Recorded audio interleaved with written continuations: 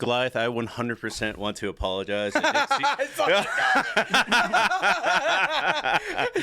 Goliath is an elderly man. I didn't even mean for Graying, him to look old. no good eyesight.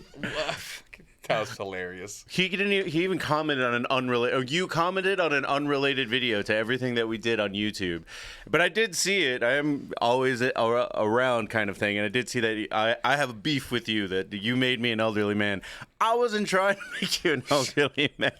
You absolutely. Oh, Mr. Revan rated with the party at 27. So now the party's just started. Hi, Mr. Revan 7. Thank you, and all the audience here joining us. We're doing a Kicking with the Compas. We're talking about whatever the hell we want, but talk about some Paul Reubens. Talk about some exciting things. You had a topic that I'm giving you the lead on this one because you were super fucking excited about, and I was so confused. I didn't know what was going on. Well, I mean, there's a little bit of a changing in the guard. Of these things, shaking my head, I have a curly mohawk. I don't know what you look like. I was given a description that was tall black man by a person in the cast. It was me. All I was going off of was a thumbnail on your Google email that you sent me one time, where the angle's like this, and I know that you wore a Mexcellence trans sweater that I made for you custom-wise. So literally, the wardrobe was what you barely described, which is, I believe, was vibrant, colorful. I think it was the same outfit as Keith. You can't give yourself the name Goliath to be 5'6". I mean, you can give whatever your name. I'm not telling you, I'm not policing you, but I'm just saying it's a little inverted, right? That's like calling me tiny. I mean, at the end of the day, I do apologize, but I'll get it right next year. You have to keep subscribing. Whoever's the most subscribed gets to be in our next year's Royal Rumble. Because that shit was hilarious. And JJ won the Fatal 6-Way and is now the Mexcellence. I have to give up my title based off the Royal Rumble. So you'll have control of the handle. Oh, that makes shortly. sense for why he gets to hit you. That's true. Actually, you know what? That should have been the reward, and now it is. We'll get into that later, though. No, just very quick. I'm very passionate about music. That has always come through. Sam literally posted a TikTok today that was me talking about Mr. Win, which hit everybody broadside randomly. But music comes in waves in a lot of things. Where would you say it makes you lose control? I'm trying to pinpoint when that song was. Is that a 20-year-old music made me lose control? No, I get it. Go down. I don't know who that guy is, but he fucking takes the show on every song he does. No, I mean 100%. But I'm just trying to 90. remember if that's a 20-year-old reference, maybe a 25-year-old. I want to reference. say 98. I'm gonna say 98. I don't even know what the name of the song is. So I can't even get her to fucking look it up. Music, maybe that's Missy Elliott, right? Oh, that's not bad. What? That'll be like 2005. So. Oh my god, I was almost a decade off somehow. But that's still 20 years ago. Don't remind me. Just because Goliath doesn't have gray hairs doesn't mean that I don't eventually will have I got them. gray hairs all right here. I got one sideburn and a bunch of ones in my nose. I think it's just the medication I take, though. But what were you gonna Gets say? the name from gargoyles. Still. Oh. Still implications, all right? Well, Goliath, I just know that I love you, and I loved you so much. I put you in our 30-man battle Royal Rumble that Ken Enough won. Yeah. He's enough. He's enough. Yeah, that was pretty racist that the white guy won. But I mean, he was based. but he's trending. He's #1 trending in the world right now. Okay. It was based on Orange Cassidy. He got all of the training from the Mojo Dojo Casa House. All right. So he had plenty of all-man training. But yes, guys, it's almost my birthday. Love you guys too. I died laughing. Well, that was fantastic that you felt included because you're one of our most favoriteest fans. Harita was in there. Christina Uchiha, you had the Uchiha in there. Yeah, Sasuke was in there. So it could be worse because we couldn't add women to a men's Royal Rumble. So yeah, it was like we had like champions. We need a proxy. Right. So we just put Sasuke Uchiha in there and was like, this is representative for one of our top subscribers. And then got fucking tossed immediately, if I recall correcely. He did not do a very good job. By Uncle Phil. Was it Uncle Phil? I thought I threw him out. No, it was you for sure. I had my money on Tommy in the Royal Rumble. He fought valiantly. We'll talk about all that stuff when we get to it, but go ahead. This is just a real quick, like I said, everything comes in wave, and right now we try to keep our finger at the pulse here and talk about everything that's jamming and going on. Country music is on a little bit of a kick. No, BTS is still the #1 spot, but that's 3 three country songs in the top 5. You got a fast car. Somebody really likes that song. I forgot what it was. Was it Tommy? Oh, it was you? Maybe Tommy. That's a good fucking song. Yeah. It's all sad and shit. It was like the first time I knew songs could have narratives. Because it was like... You listen to corridos all the time. I don't. No, when I was a kid, I didn't, though. My parents listened to 80s, 90s, and today's hits. All the time. Alternative. But Roxanne turned on the red light. That was a narrative. I didn't listen to that song. They didn't play. Actually, they did play that song, but I didn't pay attention. It wasn't until it went. I'll send a pic for reference. Well, Goliath, if you do that, you need to stay a top subscriber. That's all you got to do. Yeah, wait till next year now. You already got your moment of glory as a 6'4" man, old elderly man. But one of the most powerful, interesting things for me that can happen in music is somebody that stands a little bit of the in the grain. When I was in high school, the Dixie Chicks just became the Chicks, and that was in high school. I thought that was more recent. No, that was against Bush. No, I thought that was against Trump. No, they talked about Bush. They said fuck that guy, and then everyone said fuck you, Dixie Chicks, get out of here. Well, they might not have changed their name, but they definitely came out against. Absolutely, yeah. No, they got ostracized for sure. But I think the name change was most recent. Not in 2020. 2020. Yeah, that's when they changed their name. No, but that's actually even after Trump. That's Biden. They were behind. Right? COVID was a little strenuous for all of us. They definitely didn't tour for 2 or 3 years. No, they definitely weren't allowed anywhere post 9/11. When it was probably BLM. Oh, that's what it was. That's probably what made them go like, maybe being associated with Dixie ain't. Yeah, the Dixieland. Lady Antebellum is now just Lady A now. Everyone kind of did that. They were like, let's go ahead and jump off this. I didn't know. What is it? Lady Antebellum changed their name. Yeah, it's Lady A now. It's 1:15. Well, I'm playing this on TikTok because we're least likely to get copyright strike. Somehow it works out that way. I don't know. Must be pixels and so Jason Aldean caused the big fervor in the memeverse by sorry, I'm random things because I have so many country fan music pages and they all have been mostly making fun of him. Okay. Because for the most part, people are like, regardless of political association, this song is terrible. Oh my god! But it's topping the charts, I think. Well, controversy makes things. Well, Lil Nas X controversy creates cash. Right. Yeah. Lil Nas X was talking about riding on a horse. Huh. Yeah. Well, at least that song was catchy. At least that was a country song. You know. He was just a black gay man, and they were like, "No, we'll have none of that." And now he has a career because of it. Well, I mean, because he pushed the controversy himself by like having sex with the devil or whatever in his music by video. being the devil and sliding down a stripper pole into hell. Get it right. I just remember vaguely. It's a fucking awesome music video, to be fair. And then there's another one where he's with Jack Harlow in a jail where they're all wearing pink football pads and slapping each other's butts, or at least they're slapping their own butts and dancing in unison. It's pretty great. Well, I actually really like Lil Nas X. Me too. Yeah, I saw him at ACL. It was awesome. But it's really, when people are getting negative attention or money out of controversy, I mean, Jason Aldean is, I believe, 2nd on the Billboard charts. Is that Mr. Dipshit himself?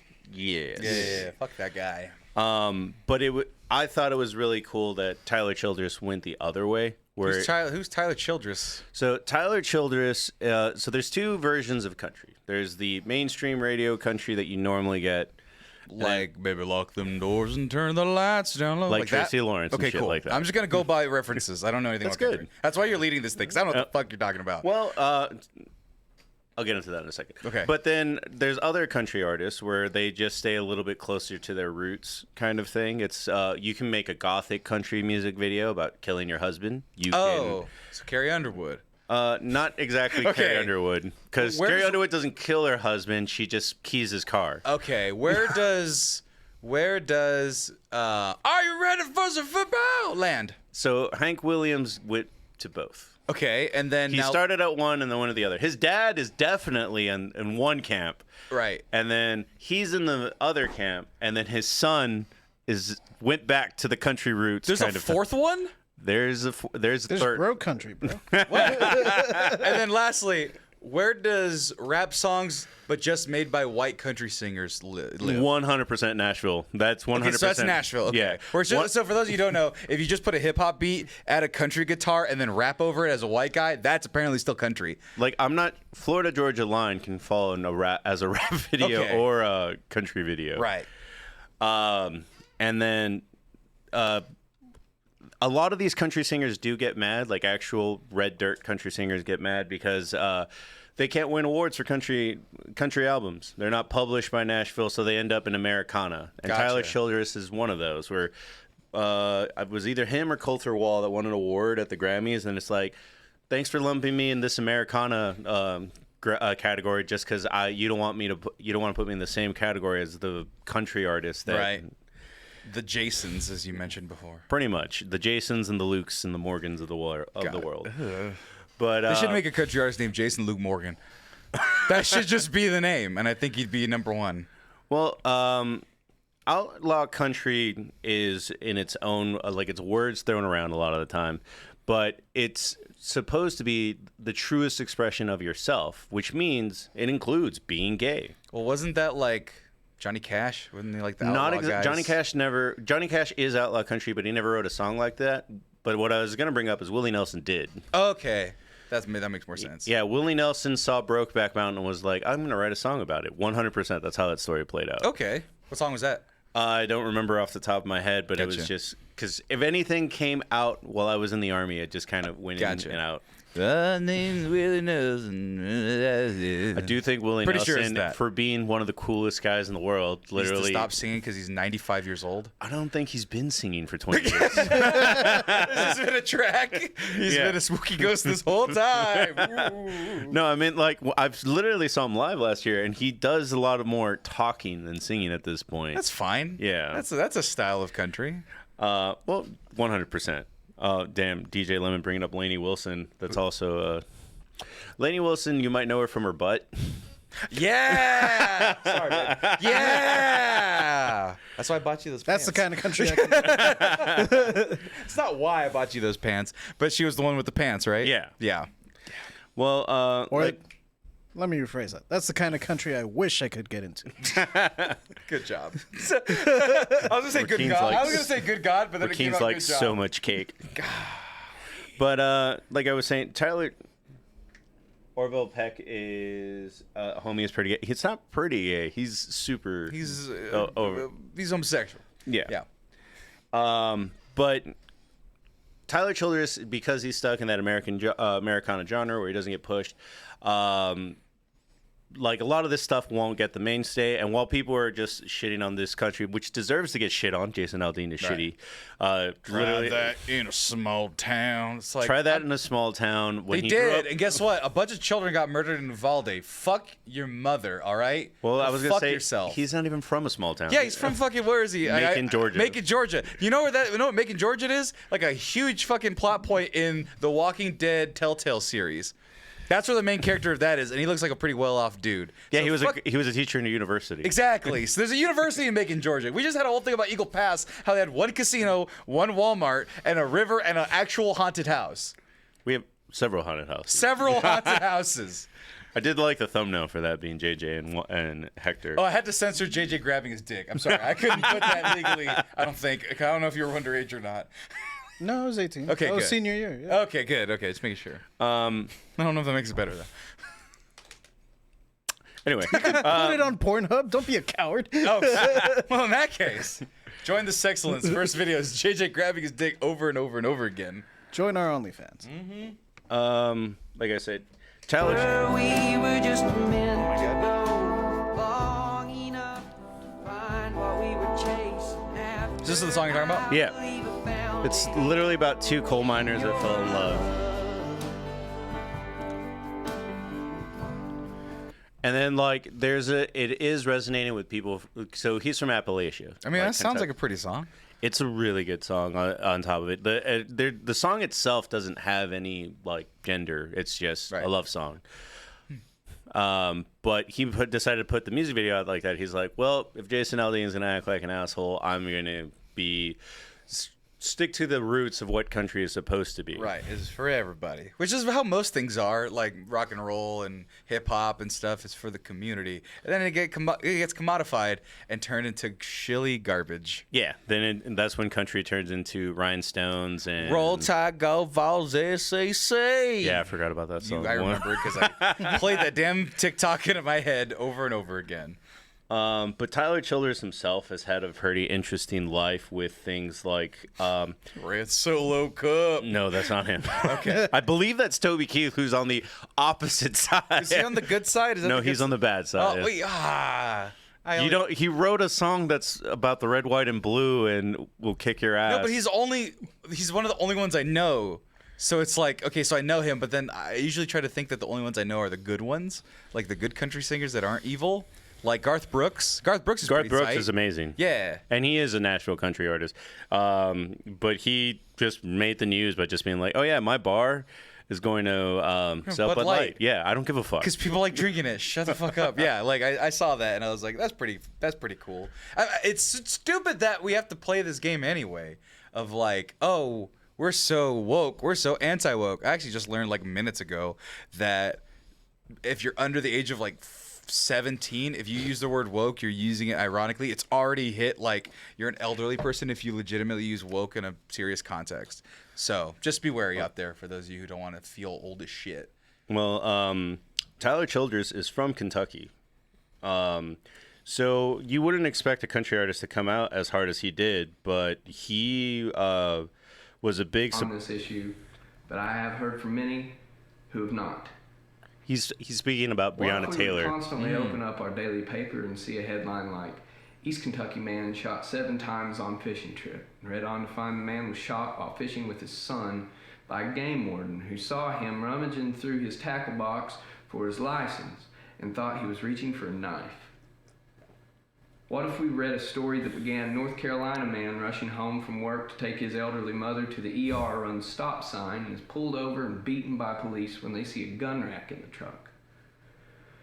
Or a headline like Ashland Community and Technical College nursing student shot in her sleep. How would we react to that? What form of upheaval would that create? I venture to say if we were met with this type of daily attack on our own people, we would take action in a way that hasn't been seen since the Battle of Blair Mountain in West Virginia. And if we wouldn't stand for it, why would we expect another group of Americans to stand for it? Why would we stand silent while it happened? Or worse, get in the way of it being rectified? Damn. Is he a big... I don't know. I literally have zero context. Yeah. So he's like a big guy doing this? Like, what would be the pop music equivalent? So he's not in pop music. It's 'cause I'm saying the equivalent. Like, in his rank of file of country, who in pop music would be like the same kind of rank of pop he's file? a singer-songwriter, so this is probably Ed closer Sheeran-ish? to Ed Sheeran or Celine Dion, like someone that's Okay, but like legit- respect at that level as well. Like Celine Dion's a fucking Yeah. powerhouse. So this dude's respected in the same way in country as like that. Well, I meant in that area because he's from Kentucky. Okay. But in the actual thing, you could be into country music and not know who Tyler Childers is. Serenity was asking. He looks familiar. What was he talking about? And that was the Black Lives Matter, right? He was talking about because Breonna Taylor was shot in Kentucky. Right. So he was just like, when people were like coming out and being like, oh, whatever generic right wing pundit thing you want to hear about, like people nonsense, yeah. like focusing on the riots, and it's like, yeah, of course people were angry and rioting about this kind of situation. Right. No, it's not Macklemore Goliath, nor is anybody should be compared to Macklemore, for the record. But what do I know? But yeah, Mackerels. Macklemore. Tyler Childers also has this really interesting thing where last year East Kentucky flooded. That's right. He didn't bring any newspapers or anything. He just went to work over there in his truck. Literally pulled his truck to old ladies' houses and helped them get rid of their shit. Now imagine if Ed Sheeran just came to your house. I'm here to help.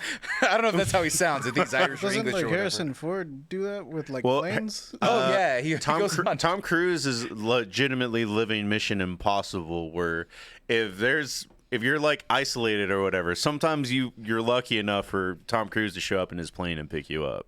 Yeah, and then he'll hand you a book of Dianetics. So That's kind of a. I prefer Harrison Ford to come and save me. You broke your leg on a mountaintop. Get in here, kid. Sean You gotta Penn save was- your life. Sean Penn was also helping people. Like I remember Oh my hearing God. about that. There's a lot of people that do go above and beyond for things like I'm trying that. to think who would I want to save my like what random celebrity What would I random want? celebrity? So I want to save my life. I'm in my moment of peril, and then all of a sudden Carrot Top shows up, and I'm like, Carrot Top, I would have picked you. Come on, he uses I was big about to- burly arms to carry me. Because I he's say I yoked. don't care who you are if you're bullying me or saving my life. Right, no, but he's Okay. fucking What yoked if he as shit. mixes up like the prop rope with like the rescue Whoop, whoop, rope? whoop, whoop. Oh no! shit, no. Howie Mandel comes and puts a balloon on my head, a fucking rubber glove, and he's like, "Ew, I'm not touching you," and then flies off. I hate that. I think the most random celebrity that I can think of that legitimately helped save lives is Steve Buscemi, who also did the same thing. He was a firefighter in 9/11, right? Yep. Also did the same thing of like, don't take a picture of me. I just Right. want I'm to. just firefighting. Leave Yeah. me alone. I did this shit before. I was volunteer. Leave it alone. Billie Eilish. That'd be weird if Billie Eilish saved my life. I don't know how she would, other than through her music, her beautiful, beautiful music. I don't know if Billie Eilish has released anything this year at the very least. No, yeah, the Barbie song. Oh, I guess that does count. I wanna be played with, or whatever the song was. Yeah, I don't know. It sounded like that song from Toy Story 2 when Jessie got left and abandoned. Same tones in my head. Both about abandonment, both about toys. Both about little girls' toys, actually. And I think I just made an amazing comparison. And compare the lyrics now, Sam, in post. And they're nothing alike. Watch them be nothing alike, but I'm gonna try it. I mean, I still haven't seen the Barbie movie. I've heard nothing but great Have you things. fucking not? Tommy was like, I fucking adored it. My sister saw it. She was like, I fucking adored it. No, I Everybody don't adores expect it. a bad movie. It's just a matter of it wasn't made for me, and that's not a bad thing. Right. Like Joyride wasn't made for me, and now I just caught it. Right. But I would say out there, But it's not also just like, do I want to spend $30 on this thing that wasn't made for me? Or do I want to wait a week for the Ninja Turtles, which was made for me? And then there's like a weird issue. Like it's not a bad issue when it comes to that note. Well, am I going to spend $30 on this movie? No, but for some fucking reason, I'm okay with spending $20 on buying it a little bit early when it comes out on digital access. Oh, well, I don't know. I would Well, you say, also have a little girl. Yeah. Like, yeah, take your daughter to go see Barbie. I'm She's a 8 gremlin too. I'm that not taking her lives to by a myself. PG-13 movie. That's fine. All of a sudden, you want to be a good dad. I'm sure she's seen heinous things of movies you took her to go see No. at home. The worst movie she's probably seen is like she's Ninja not Turtles 1? There was one where a guy gets thrown in a trash compactor I was, and I was crushed going alive. to say Puss in Boots. Oh, Well, she's already- existential horror? Yeah, that's fine. the Barbie movie. She saw Puss in Boots. She's ready for that. No, I'm just saying that don't limit yourself in that regard. I think Barbie should be seen in theater. I think it should be supported with money-wise. Like, throw the money at it because, like, it wasn't for me, but 100% Serenity. We do not have $5 Tuesdays Oh here in no, Austin. no!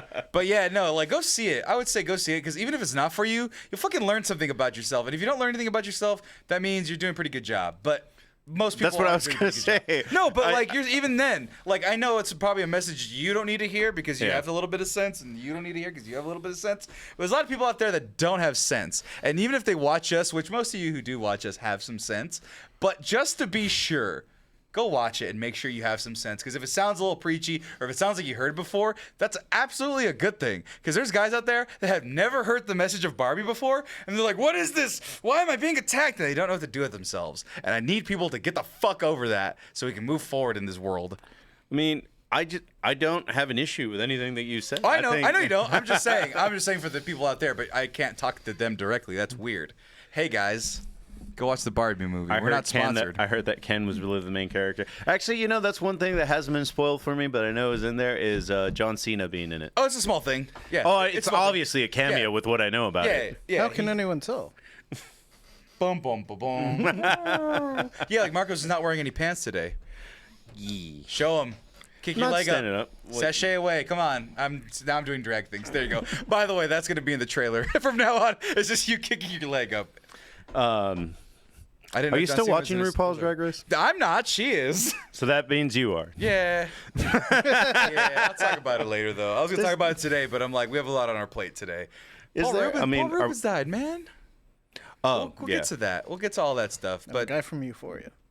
we should. Oh yeah, that's right. I didn't know anything about the guy, and then I wanted to make a terrible joke. I was like, oh no, Mac Miller died again. But then like, I think that's that bad taste. He might actually be playing a Mac Miller-based character. I don't know. I didn't see Euphoria. I didn't see Euphoria because once again, I don't. But my brother told me he was actually like pretty critical cast members. So Yeah, so it's and considering it's the same guy that did The Idol, yeah, just cancel it, HBO. Like, oh no.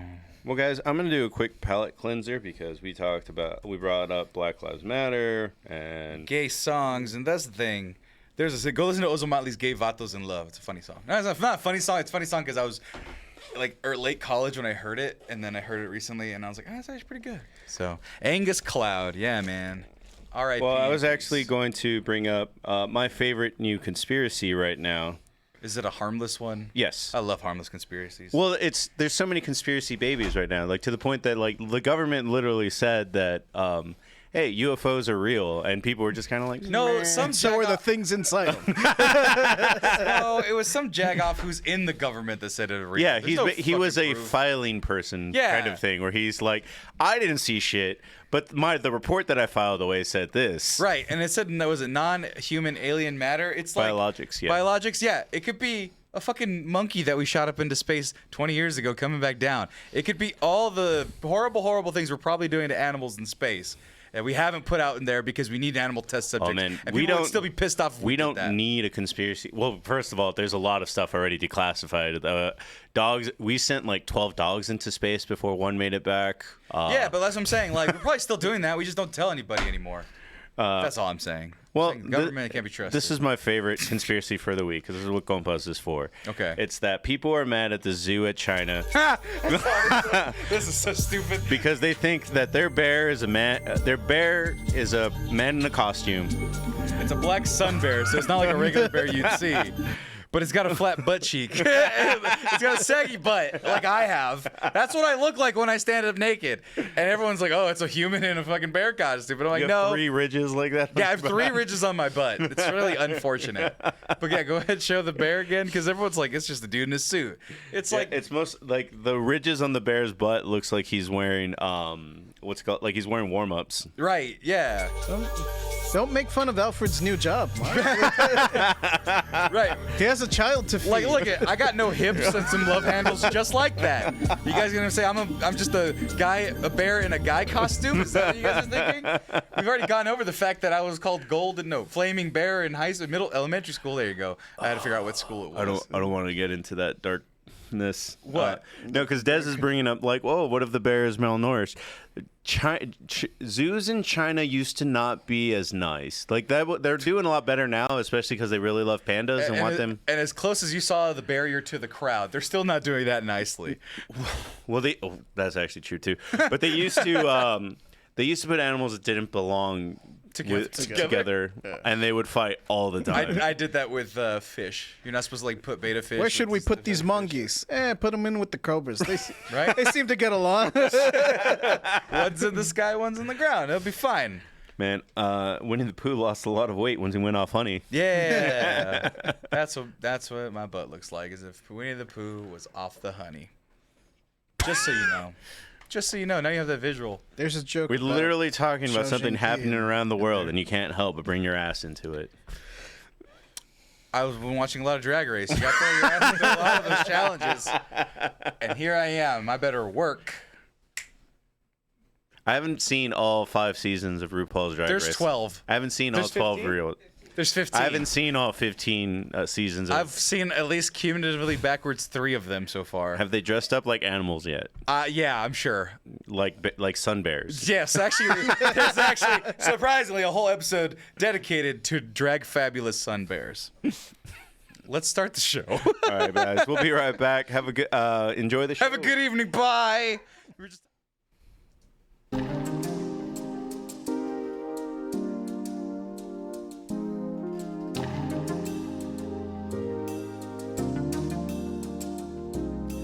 Welcome everybody to Kicking with the Compas. I'm still tired. Hi everybody. I'm Sammy Gonzalez, aka The Mexcellence. Welcome back to the regularly scheduled Mexcellence podcast programming. We just got programming. We're back from the PBS 1950s, all right? And so we say program instead of program. Hi everybody. I'm Sammy Gonzalez. Let me go ahead and get in the right position here.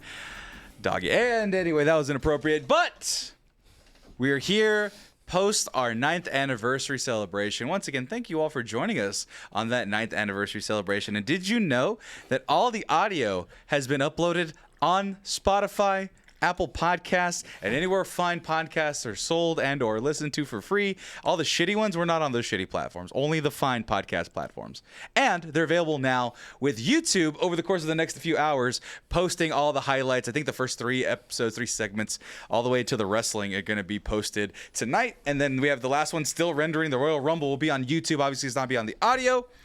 And joining me on this side, no, I meant like Marcos. This is for you to move over because I saw instantly that you were already out of frame. But joining me on the other side, we have the guy who's out of frame. Hey, my name is Marco. How's everyone doing today? Welcome to August. Welcome. Oh my God, why did you say it like that? August is like the Wednesday of months.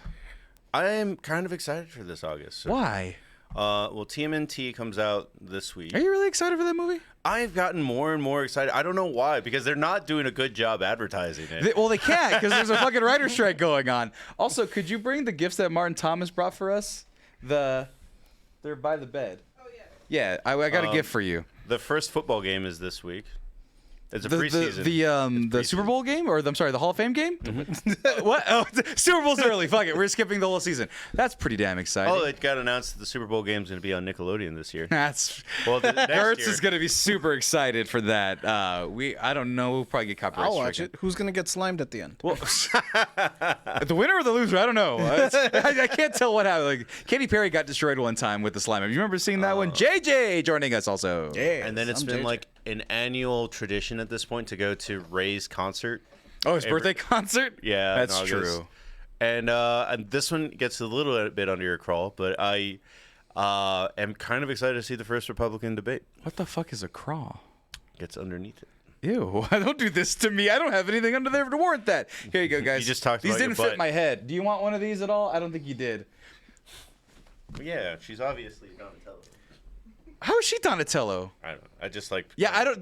They think they did it upside down, JJ. Dude, these are way too small. This is for a child. Yeah, that's why I didn't fit my head. But you guys have smaller heads than me, so look at. Well, no, I don't. don't. Okay, well then there you go. Maybe put 2 of them together. Well, those are for nobody. I think that's why Martin gave them to me in the first place. Aztec 817. Hey guys, this is supposed Bear- Oh, there's there's JJ. Oh, he's ready for the nondescript, non-scabatory promotion of said Kung Fu Ninja movie. I have such beady eyes in this.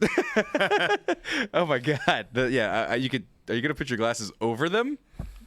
Yes. You have no ears though. They're covered. I don't know how that's gonna Well, the stay Ninja on. Turtles don't really have ears, so Yeah, this is like Donatello. No, yeah, Donatello actually has glasses over his mask. So there you go. And he's Try it wearing on your peanut head, says Sammy.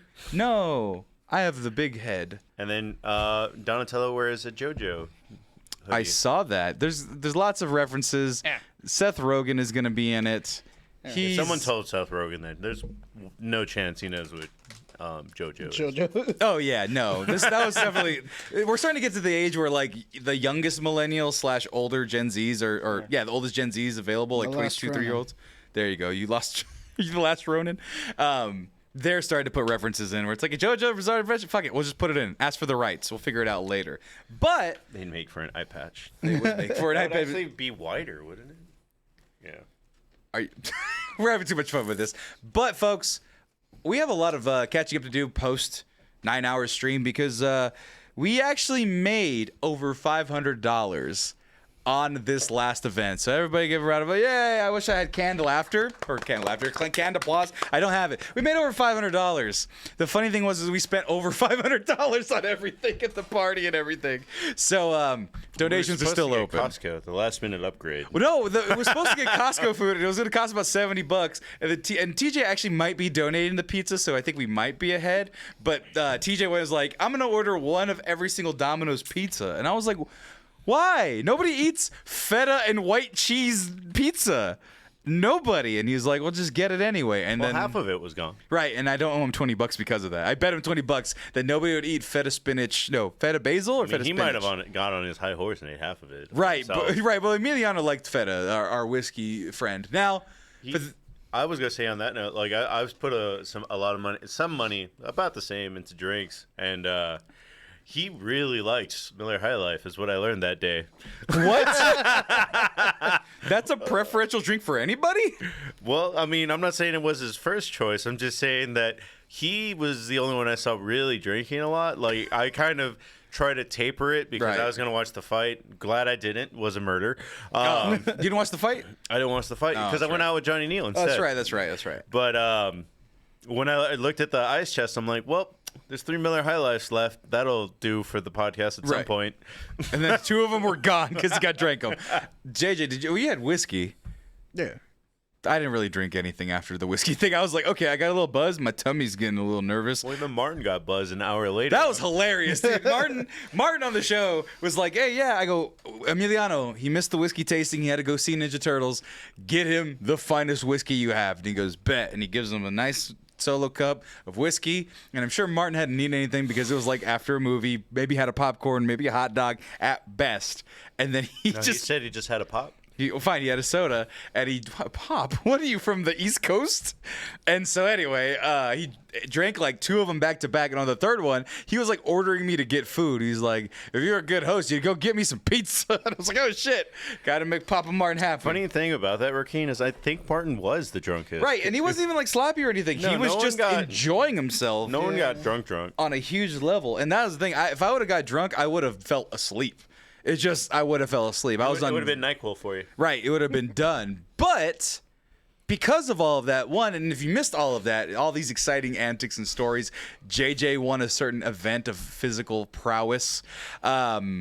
You could go watch that on YouTube over the next few days. So like I said, the first 3 shows are up, and then the last 2 or 3 are going to be up following tomorrow in sometime in the morning, evening, afternoon. One of them is still fucking rendering. So still working on that, still having a good time. So you can watch all of that. And right now, shoe? you can listen to it. Who got the shoe? Well, let's go ahead and take a look. Man, DJ Lemon was. Oh, Because you were just giving it away for free, so it was just kind of fun. Well, here was the thing. It was. Where are the shoes? Oh, actually, Marcos, I actually need you to sign because we got some of the shoes signed right there. It says JJ and our signature, but it was Bat G33 because he was the one that started the joke in the first place. And I was gonna say, oh, our number 1 donation person, but they're not up here anymore. But it was, who was our number 1 donation? Rito? Friend? What was the username? I thought it was Rito the Hero or something like that. Oh, was it Rito? It probably was. But Rito won the other shoe. But he'd above and went and Oh beyond. yeah, he had like 100 and something gift subs. So I was like, well, you definitely get one of the shoes. And then Bad G made the joke, so I was like, okay, you also get the shoe. And so I got to get everybody going. And the patch says, how's it going, everybody? Just want to say congrats to everybody. I'm going to bed. We'll go to bed. Go me, miss. Time for sleepy. Thank you so much for joining us. And if you didn't join us, once again, everything will be on YouTube tomorrow for sure. Some videos are already up right now, and all the audio is up from all the shows, except for the Royal Rumble. Why would you want to hear something you can't see? That'll be on YouTube tomorrow. But I mean, there was times we just were watching it once in a while. right, exactly. There'd be a bunch of dead space and everything. But what that means, though, is we had some donation goals. Now, we hit our subs goal by a lot. We almost entirely eclipsed that. The YouTube subs, all the other subs were just kind of some stretch goals that we wanted to reach eventually. We didn't really push those that much, and it's a lot. It's asking a lot for being like, hey, you're watching the show right now. Go watch Spotify or go to Spotify and follow. The concurrent viewers, we got to like 83 was our peak, so we got really close with really not too much promotion. But you saw on the bottom there were some donation goals and punishments. Now, you all donated many bits, many subs for the community. We have over 300 subs now for the community, whereas we only had above 200 at the very beginning of it. So thank you all for that. But we made over $500. We didn't get over 1,000, so I'm not going to get slimed. No one's going to do the mystery shots. No one's going to do coffee and mayo, thank God. Nor am I going to shave my beard because that would have been goddamn embarrassing. But we did make it over $500. So that means someone's going to get contacted with the kendo stick. JJ, please show the people the kendo stick. And I think it is just proper that I'm the one that gets bludgeoned with the kendo stick. So I'm going to take that hit right here. And then for the $250 donation prize, someone bites, swallows a banana and rind. And who's the quarterback that did that? I think it was the same weird guy. It was the one that did the coffee and the mayo. But do you remember his name? He was from He got drafted by Tennessee. Right. I haven't really been keeping track. I I'm getting the feel for it now. Like I'm seeing NFL jerseys on commercials, and I'm like, the season's coming around. It was Will Levis. That's who. Will Levis had this weird thing where he not only drank coffee and mayo, which is why that was a challenge, but he also ate bananas with the rind on them. So Marcos will be partaking in that. His banana is at the ready. That was a weird turn of phrase. And lastly of that, well, that's this Will Levis. That's gross. Nobody wants to look at him, Will Levis. Lastly, somebody, what the hell, where did it go? Where's my notes? There you go. $500. Somebody eats a heaping spoon of the last dab. Well, in the shadows of our prizes, we had Truth or Dab, the game. And so we have a very tiny bottle, which I've actually delved into, and I had a little cap full of the last dab. And one little dab, it doesn't kill you, but it legitimately burns your mouth. So we do have these. Banana before. Yeah, you can have a banana that neutralizes the taste. But we got these little mini spoons, and at some point we can even play the Truth or Dare game that comes with the Truth or Dab. So the Truth or Dare, Truth or Dab, what's the biggest secret you've kept from your parents? I fucked I was about to say premarital sex is mine, probably. Oh, I thought you were on their bed. Oh no! wondering yeah, that's where I lost my virginity too. What?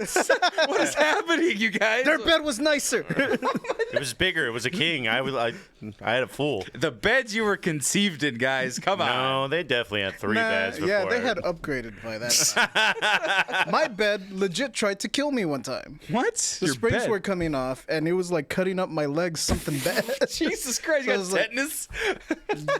No, Okay. I didn't get tetanus. But I probably did should've. wake up with like a bloody, Oh my a bloody God. colchon, and my mom going like, "What the fuck happened?" Oh my God. Mom, my dreams attacked me. Freddy Krueger's mean. I got out just in time. He scraped my leg. But there was one more thing, though, that we didn't get to. I know this chair's Reggie fucking did too. What happened? He's also one of the lost their virginity on their parents' bed So guys. we're like Right. some kind of weird Eskimo cousin. Exactly. Everybody got laid in equal pass parents' beds. But no, I didn't get laid till much later. I was like almost after college, but I got in by the buzzer. And I don't even know. It was a used bed from my previous housemate that was getting rid College of it. could be dirty, man. It could be anywhere. College I mean, was fucking gross, man. Like that bed was if you had sex in your dorm, it's like, well, there's millions of people that have had sex. right on this bed. But no, that guy in particular. The reason why I got it because I was living Smell on a of 1,000 twin. asses. I was sleeping on a twin for most of college, and then the guy had a queen, and I was like, opportunity for a queen bed. Fuck yeah, let's do this. And it was all broken in and squishy and comfy, and so eventually did that. Sammy, you did that, but won't eat booty. God dang right, because I'm not a god dang heathen, and I like the grace of God and heaven above. So, there's one more piece, though, that I forgot as I gloss over the fact that I did that. One of our biggest sponsors this year was Blue Shell Gaming and Collectibles out of Fresno, California. And they donated a Nintendo Switch, and the winner of the Nintendo Switch will be getting contacted very soon. It's been a very busy weekend. I was tired. I had to watch Haunted Mansion, which was a pretty enjoyable movie. I enjoyed myself. Haunted Mansion, go see it away for Disney+. Plus. Take your pick. And a bunch of other stuff. And so I didn't have a chance to send anybody down to get this package from Blue Shell Gaming and Collectibles. Now, I did open it because it's covered in tape, and I wanted it for the ease of the package opening of the show to look at the contents inside. So this is actually for us. So all the contents, I don't know what's exactly in here, but we're going to go ahead and see what's inside from Blue Shell Gaming and Collectibles out of Fresno, California. And it actually might be from our friend Rick. His name is Rick Gonzalez. It might Bad G, be- are you from the border? What did Bad G say? The first three-way was in my grandparents' bed while they were in Mexico. And I'm like, that sounds like an Eagle Pass. Are you from Eagle Pass? Wait. What? That's gross. Were you just sleeping in the same bed as his grandparents? Is that what he's saying? No, he's saying Grandpa has the nicest bed. Oh. Grandpa and Grandma were gone. Yeah. Oh, God. Okay, I thought like it was with his grandma and grandpa that he had the three-way. Ew. That's what I was saying. That's why it was What's so wrong with gross. you? Well, I You was sick like, fuck. I know. You sick fuck. Look, You sick fuck. My first three-way was in my grandparents' bed while they were in Mexico. I thought it was while we were in Mexico. I'm sorry, Bad G. I'm not trying to out here slander you. That's why I was confused. No, Sammy, no. That's why you don't highlight messages, because I could just read them wrong. Wait, But- someone telling me not to eat the sauce. Oh, wait. Oh, They let's say see. not to buy Tyson's the frozen chicken. chicken. I bought one of the hot ones, frozen chicken, which comes with the sauce. Don't do it. The only is that bad quality Tyson is better, but my mouth is burning for at least 10 to 20 minutes. I'd rather do ghost peppers or Carolina Reaper than the hot ones. Poison. Well, I didn't do, not the last dab. That's the last dab, but what's the one that's right before that always gets them? Beyond Insanity. I actually did that one in college. During work at the insurance company. Remember Mason brought all of the Hot Ones challenges that one time? Maybe I didn't you know weren't he there. did that. Yeah. I also didn't know it was unified. What do you mean? Oh, that everyone does like the same 10 hot wings. Oh flavors yeah, for the per longest time. season. It was the bomb. That's right. The bomb Beyond Insanity. But there you go. There's our package and there's a note. So let's go ahead and take a look. Excellence. May this box bring back some memories. Love your family at Blue Shell Gaming and TNT Collectibles show. So TNT Collectibles is the other thing that I didn't know he was even doing. He's in Fresno, and I was like, well, he's like, I got this new other thing that we got going on that's outside of Blue Shell. So the first thing I see is a Dorbs Civil War Captain America Marvel exclusive collector card. Do anybody want this one? It's Iron Man. Nah. I'll save it for That top. sounds. I was about to say that seems like a you thing. That does seem like a me thing, but it's very cute and it's like a little. Is it Funko? It is Funko. Yeah, it's Funko Thank you. brand. Put this note down. I see another pop figure. Damn, is that VHS in there? It looks like this is there. I was looking at the Tina Pop Funko. This is But Loose Tina vinyl figure from Bob's Burgers. Do you want this one? Okay, she wants the Tina. My girlfriend's gonna get Tina, and you're gonna make She's the weird not part of noises. the mech. No, I'm playing. She can have whatever. Yeah, I'm not gonna have that fight. And we don't even fight like that. But I'm not gonna pretend like it's gonna happen. Well, you said VHSs, so let's take a look at the VHSs. You might be interested. I'm actually in like a these. big Bob's Burgers fan, but I don't do Funkos. Yeah, you start small and you're like, I'm not gonna do too many. I just bought a Walt Disney one. It's like a black and white one. I I have the two, and both of them were given by Edward. right. I have a Loteria. The Loteria ones are coming. That's 3. Oh, you already got a whole wall. Yeah. So yeah, and I got Kool-Aid, Bob's Burgers, Tapatio, Namor, Ryu, and Ken. I'm already down the path, and I didn't want to go that far. I got Snowball and Preacher. That's all I got. So I've seen that one. So this is what we have for VHSs. We got Dude, Boogie that Nights. Boogie Nights might be money. Check it. You can have it if you want it. We have Jurassic Park, that's actually pretty tight. We have Back to the Future. Jay, do you want any of these? For the collectible nature? Or just to have a VHS copy of Jurassic Park and or Back to the Future? My VCR is back home, so. Oh, not even just for the box? I might just keep these for the box. Or I'll just give them away to you guys. I'll figure it out. He said, do whatever you... Okay, you want them? They're very nice. They're actually in very good condition. Yeah, like this is $60 each, I think. Don't sell them. I'm not selling them, but You're I'm just saying you saved yourself $60 each from getting those. No, I don't have a VHS collection. It's just VHSs actually do have a spot in my heart because it is a very 90s nostalgia thing. Like, I don't know, you had to have seen the meme of the, like, oh, I'd give anything for another night like this, and it's a 10-year-old going to Blockbuster Right, kind of thing. yeah. And I'm like, so that's why VHSs are always, like, near and dear to my heart. Because you're an elderly man when Blue Blockbuster Video. I know I just realized you worked at Blockbuster Video, but you were not an elderly woman. I'm just saying you were super young when you were there. You were like 14. You shouldn't have been working there. She needs to be here more often. You're on your best behavior. What are you talking about? Just because I said you're elderly. You but she's insulted not. me and then backtracked. That's because I don't want to make fun of her because she literally worked at Blockbuster.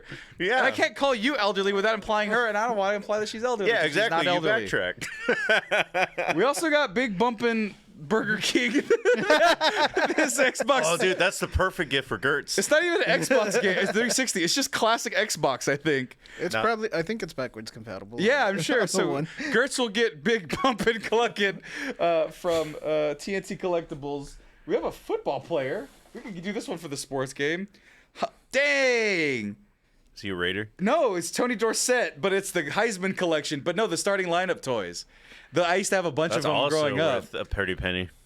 This one here, what Oh, do they the have? college years. Yeah, that's what I'm saying. It was a Heisman collection. So they had Steve Owens, Johnny Rogers, Archie Griffin, Tony Dorsett, Doug Flutie. Ooh, that Bo Jackson one, Auburn University. Barry Sanders, Eddie George, and Danny Werfel. Do you remember Danny Werfel, quarterback? He won a Heisman. He has been lost to time. But yeah, Marco has eBay brain right now. But let's go ahead and continue on because it looks like there's some food treats.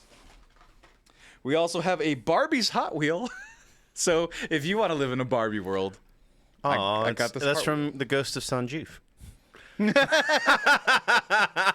Lost your bike, but here's Barbie Hot Wheels. He did not die. It's more in your a Barbie. style. He did not die in a Barbie van. All right. The Ghost of Sanjeev whispered. He wants the Barbie. All right. What are these? Those are cards. Anime, Genshin. That has no English words on it. JJ, what are these? Please tell me what these are. Actually, let me just show the people as I switch back and forth. Oh, Got Genshin Impact. Isn't that a Video game. video game? Like that's like a mobile game, right? I don't know, dude. I didn't play it, but I've had so many people I say think this it's is a Little great Witch video game. Academia. Little Witch what? Academia? Yeah. Okay. This is one I do not know. Okay. Let us know in the comments what these are. We need TJ here. Right. He Yeah. would definitely know just based off. Well, he can read Japanese. That's be his thing. And then, yeah, this one's totally Genshin Impact. It's got to be Genshin Impact. There you go. Look at that. Genshin Impact. So It's not... I mean, you can play it on console, too. It's a Breath of the Wild knockoff, but with gacha mechanics. oh, gotcha. Mechanics. Ba-dum. And then we got these treats. What are these treats? D&D's freeze-dried treats 559. That's dd'sfreeze-dried-treats.com. We got freeze-dried sriracha honey Skittles and freeze-dried Red Hots. Do you guys want to try these?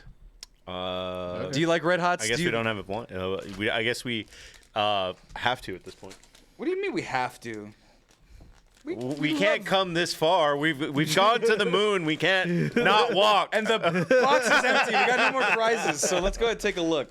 I want to try these freeze-dried sriracha honey Skittles. And actually, you can save 20% using code 20save559.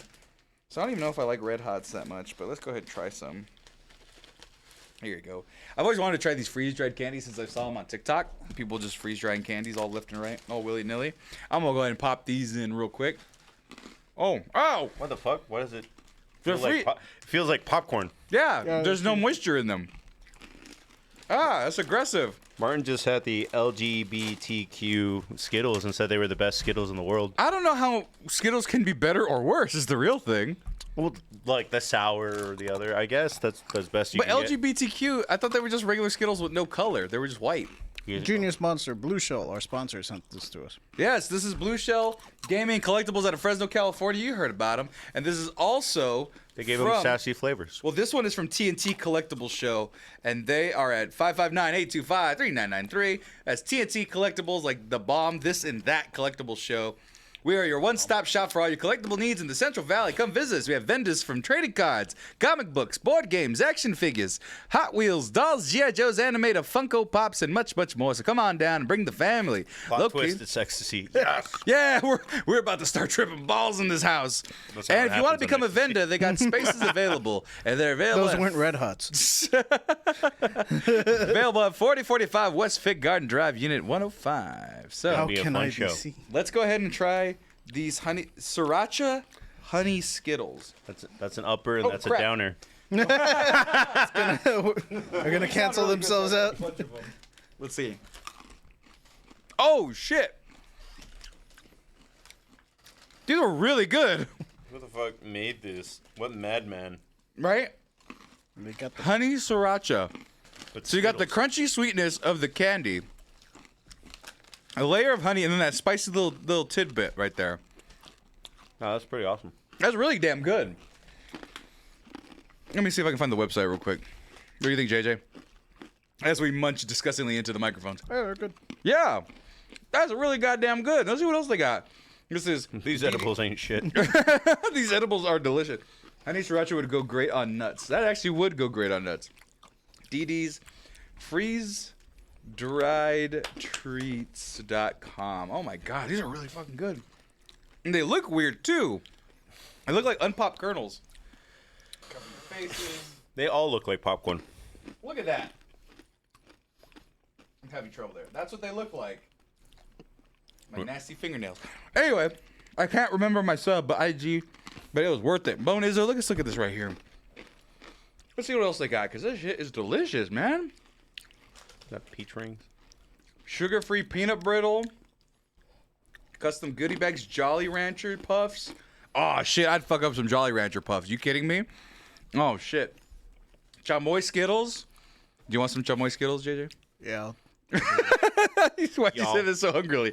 Nerds Cluster Bites. Oh fucking. His mouth is literally full. No, but TJ would fuck up some Nerds Cluster Bites right there. And we got Chamoy Starbursts, it looks like. Why did I say it like a cholo? We got Chamoy Starbursts, you know? Grape Chamoy Skittle is still sound my good. favorite. Oh, yeah. I was working at a UK candy factory. Bonus, so man. Can't wait to see the 9-hour stream, Rito says. Yeah, it's going to be all uploaded online as I finish some of these. You want to try some of these? Okay.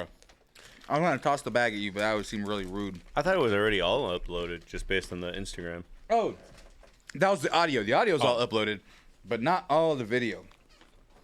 So once again, thank you to Blue Shell Gaming Collectibles TNT Showcase Showdown. What's the right word? TNT This and That Collectible Show. TNT Collectible Show. Delicious. Thank you so much, and be sure to check out D&D's Freeze Dried Treats 559. Also out of Fresno. So delicious. How deep y'all are. If you want to be doing mukbangs, y'all need to look up Hunter Reserve's exotic animal jerky, venison, roadkill, and more. We actually did that, and we promised we'd eat Otter. And I chickened out. And there's like 2 people on TikTok that every 10th video will be like, you know what would be good? Batman is cool, but you know what's better? Eating otter sausages. Every 10 videos he does it. But Hey, man, he really is. Wow. And Rito Rito, likes the lore. no, I have not finished the story. if you saw the Cody documentary, Cody Rhodes. Cody Rhodes. What's special about Cody Rhodes and why he needs Well, a the documentary? WWE in general does a documentary a month kind of thing. Who does? Yeah. The WWE. Oh, gotcha. They had their own streaming network for a while. So Oh, so they have all this leftover content? Is that what you're implying? they had to make a bunch of leftovers. Jesus Christ. So, haven't seen it.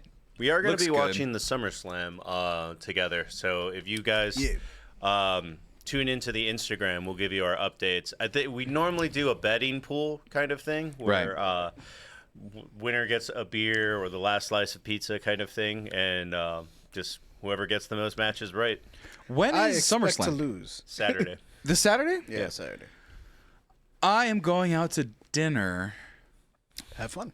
Yeah, I was gonna join. I'm like, no. Yeah, Because I was like, do you want to go watch SummerSlam with the boys? I don't think There's a that'd be girl fair. there. Kelly will be there. Yes, a girl. Well, normally Danny brings his girlfriend, so. Oh, that is, man. We need to know more girls. Just a whopping 3 girls per 18 guys. I'm sure. Well, technically, Shit. everyone brings their girlfriend most of the time, so that, like, except for me and JJ, who are stag. So, That's a very old timey bring term, your- by the way. No, I get it. But that's an old timey term. like, I don't know who TJ knows a lot of people, but I don't know if he hangs out with anyone that's not a girl besides Michaela. Right. Which is true for Tommy, which is true for you, which is why we're stag, because, yeah, so. Yeah, but like that's just because I don't work anywhere. Like I work from home, and so I haven't. Like I've worked from home. I worked in an office full of elderly people, and that's about it. And Double Toasted, which is known for its copious amounts of women fans and people that work there. But so I like, do know the women from there. It becomes an overall issue of just kind of like, if I approach someone at the bar and I'm like, "Hello, lady, I am 35 man. Would you like to be friends?" It just won't go well. yeah. What do you even do at that point? So like, I knew her from the past, so it was very like, hey. I mean, do you I remember have normal friends like that, but not like making new friends. That's what I'm saying, though. Like everybody I've dated has Hey, been. baby, I noticed you have braces. I have braces too. No, but that's the thing. Like, I wouldn't know what to do. Like, if we broke up, which is not going to happen anytime soon, at least on my volition, she might break up with me at any time. Who knows? She shakes her head no convincingly. I wouldn't know What what if we to make do. that a subscriber goal? 1,000 she breaks up with me? Hey, It could be kayfabe. okay, oh, whatever. Make a whole storyline of her breaking up with me.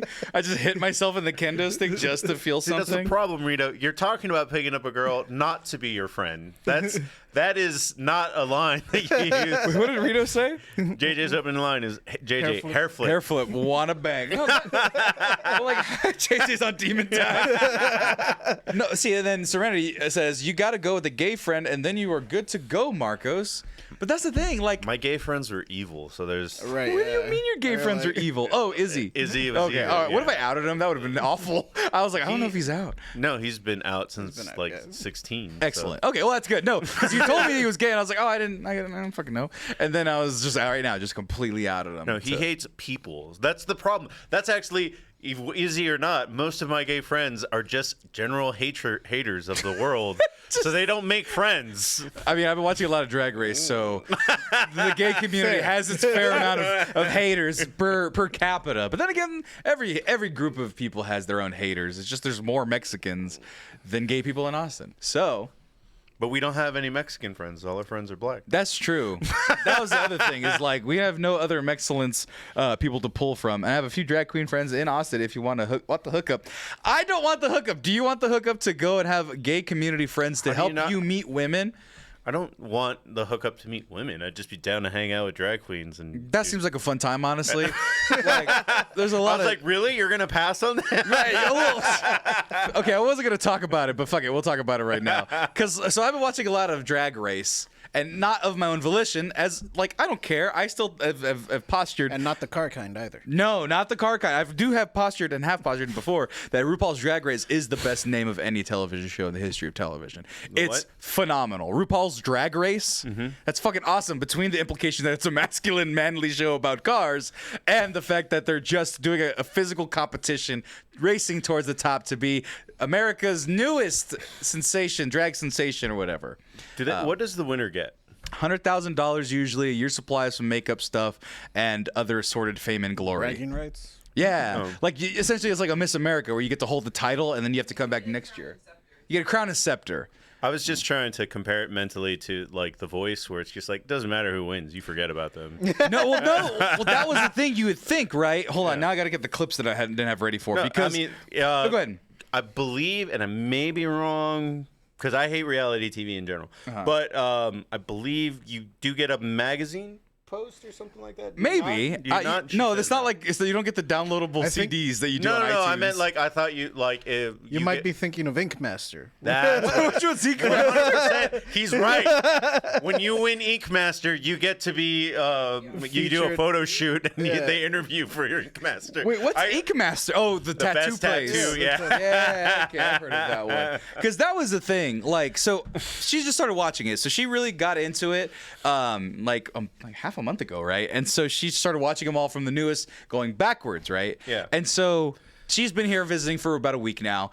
And so she does this on her own time in her own world. And I'm over here working on things. And I don't really watch TV or anything. Like, I can't work with noise because I get super easily distracted.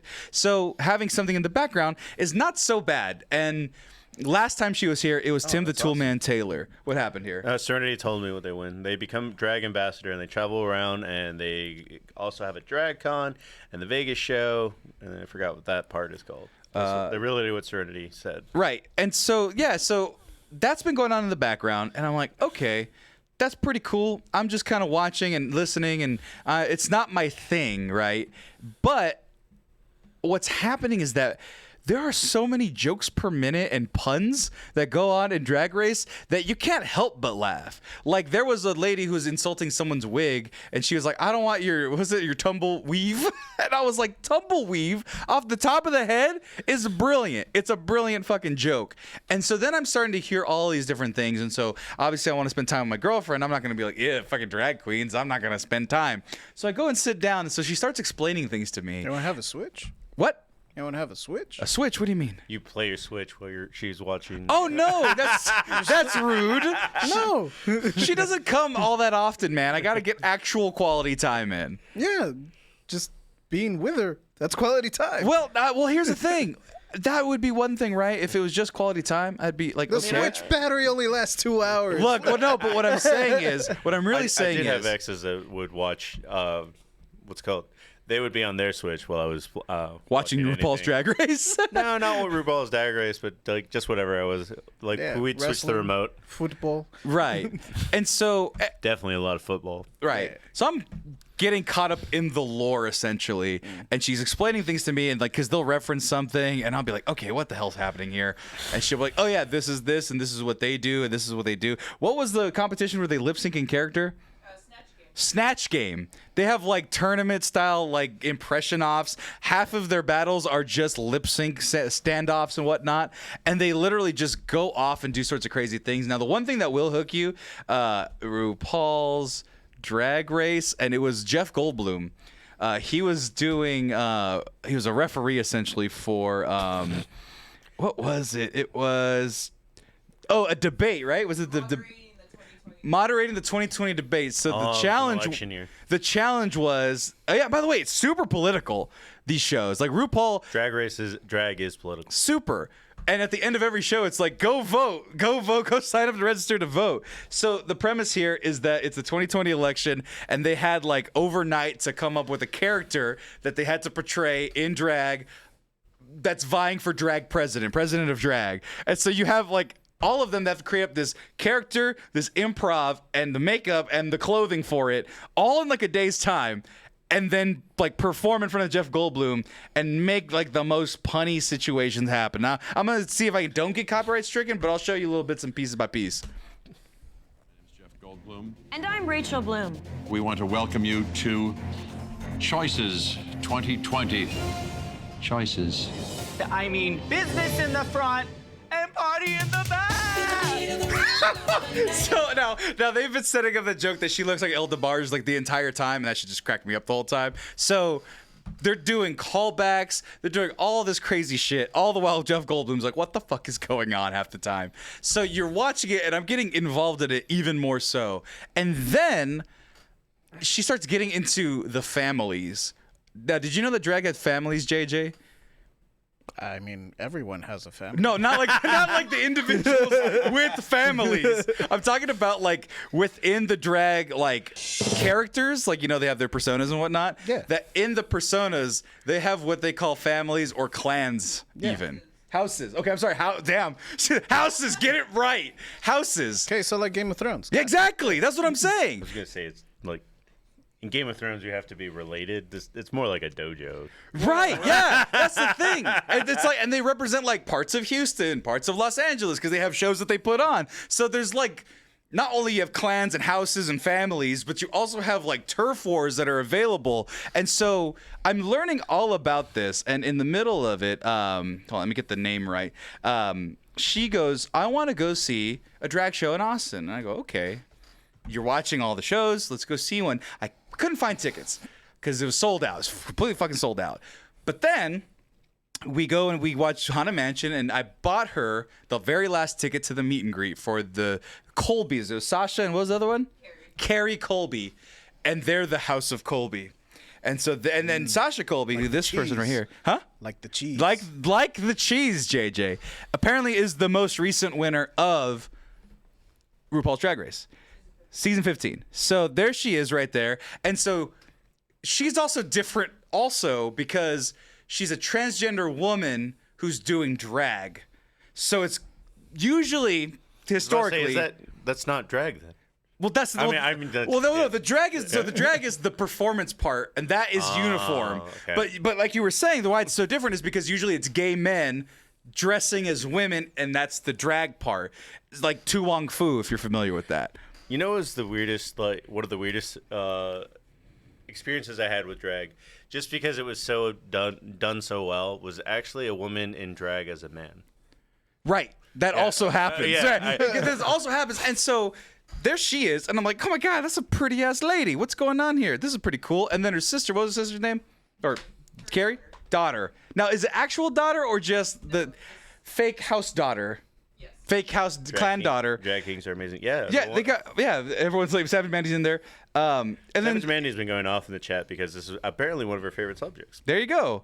And so Carrie Colby just looks like Dua Lipa in real life. Now, I'm trying to find a good picture, but in like actual real life, because we did do the meet and greet, it's just like, yeah, just looks like Dua Lipa. And she's also transgender. So it's like, okay, now I'm in the world, right? And I'm dressed in a fucking black Marvel t-shirt. I don't belong at all in the world of drag, in the homosexual community. They're all looking fit and sexy. They're all buff as shit. It's super not fair.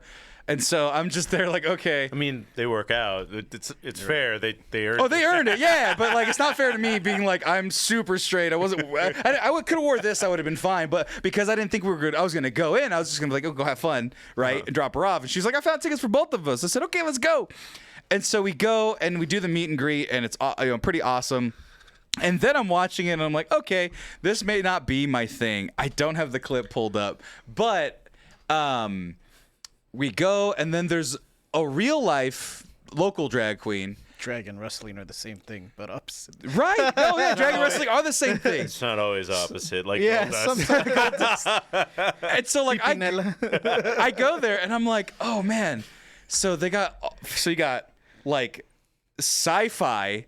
You got dress up and intrigue and mystery. You got lip syncing. You got improv comedy. You got dance offs. You got fashion. You got makeup. You have prosthetics. You have fucking everything, right? And in the midst of all this, the main headliner, I come back with some drinks, has her real titties out. It's a woman in drag with her real titties out. And I'm like, wow, what a way to open a show. Was not expecting this.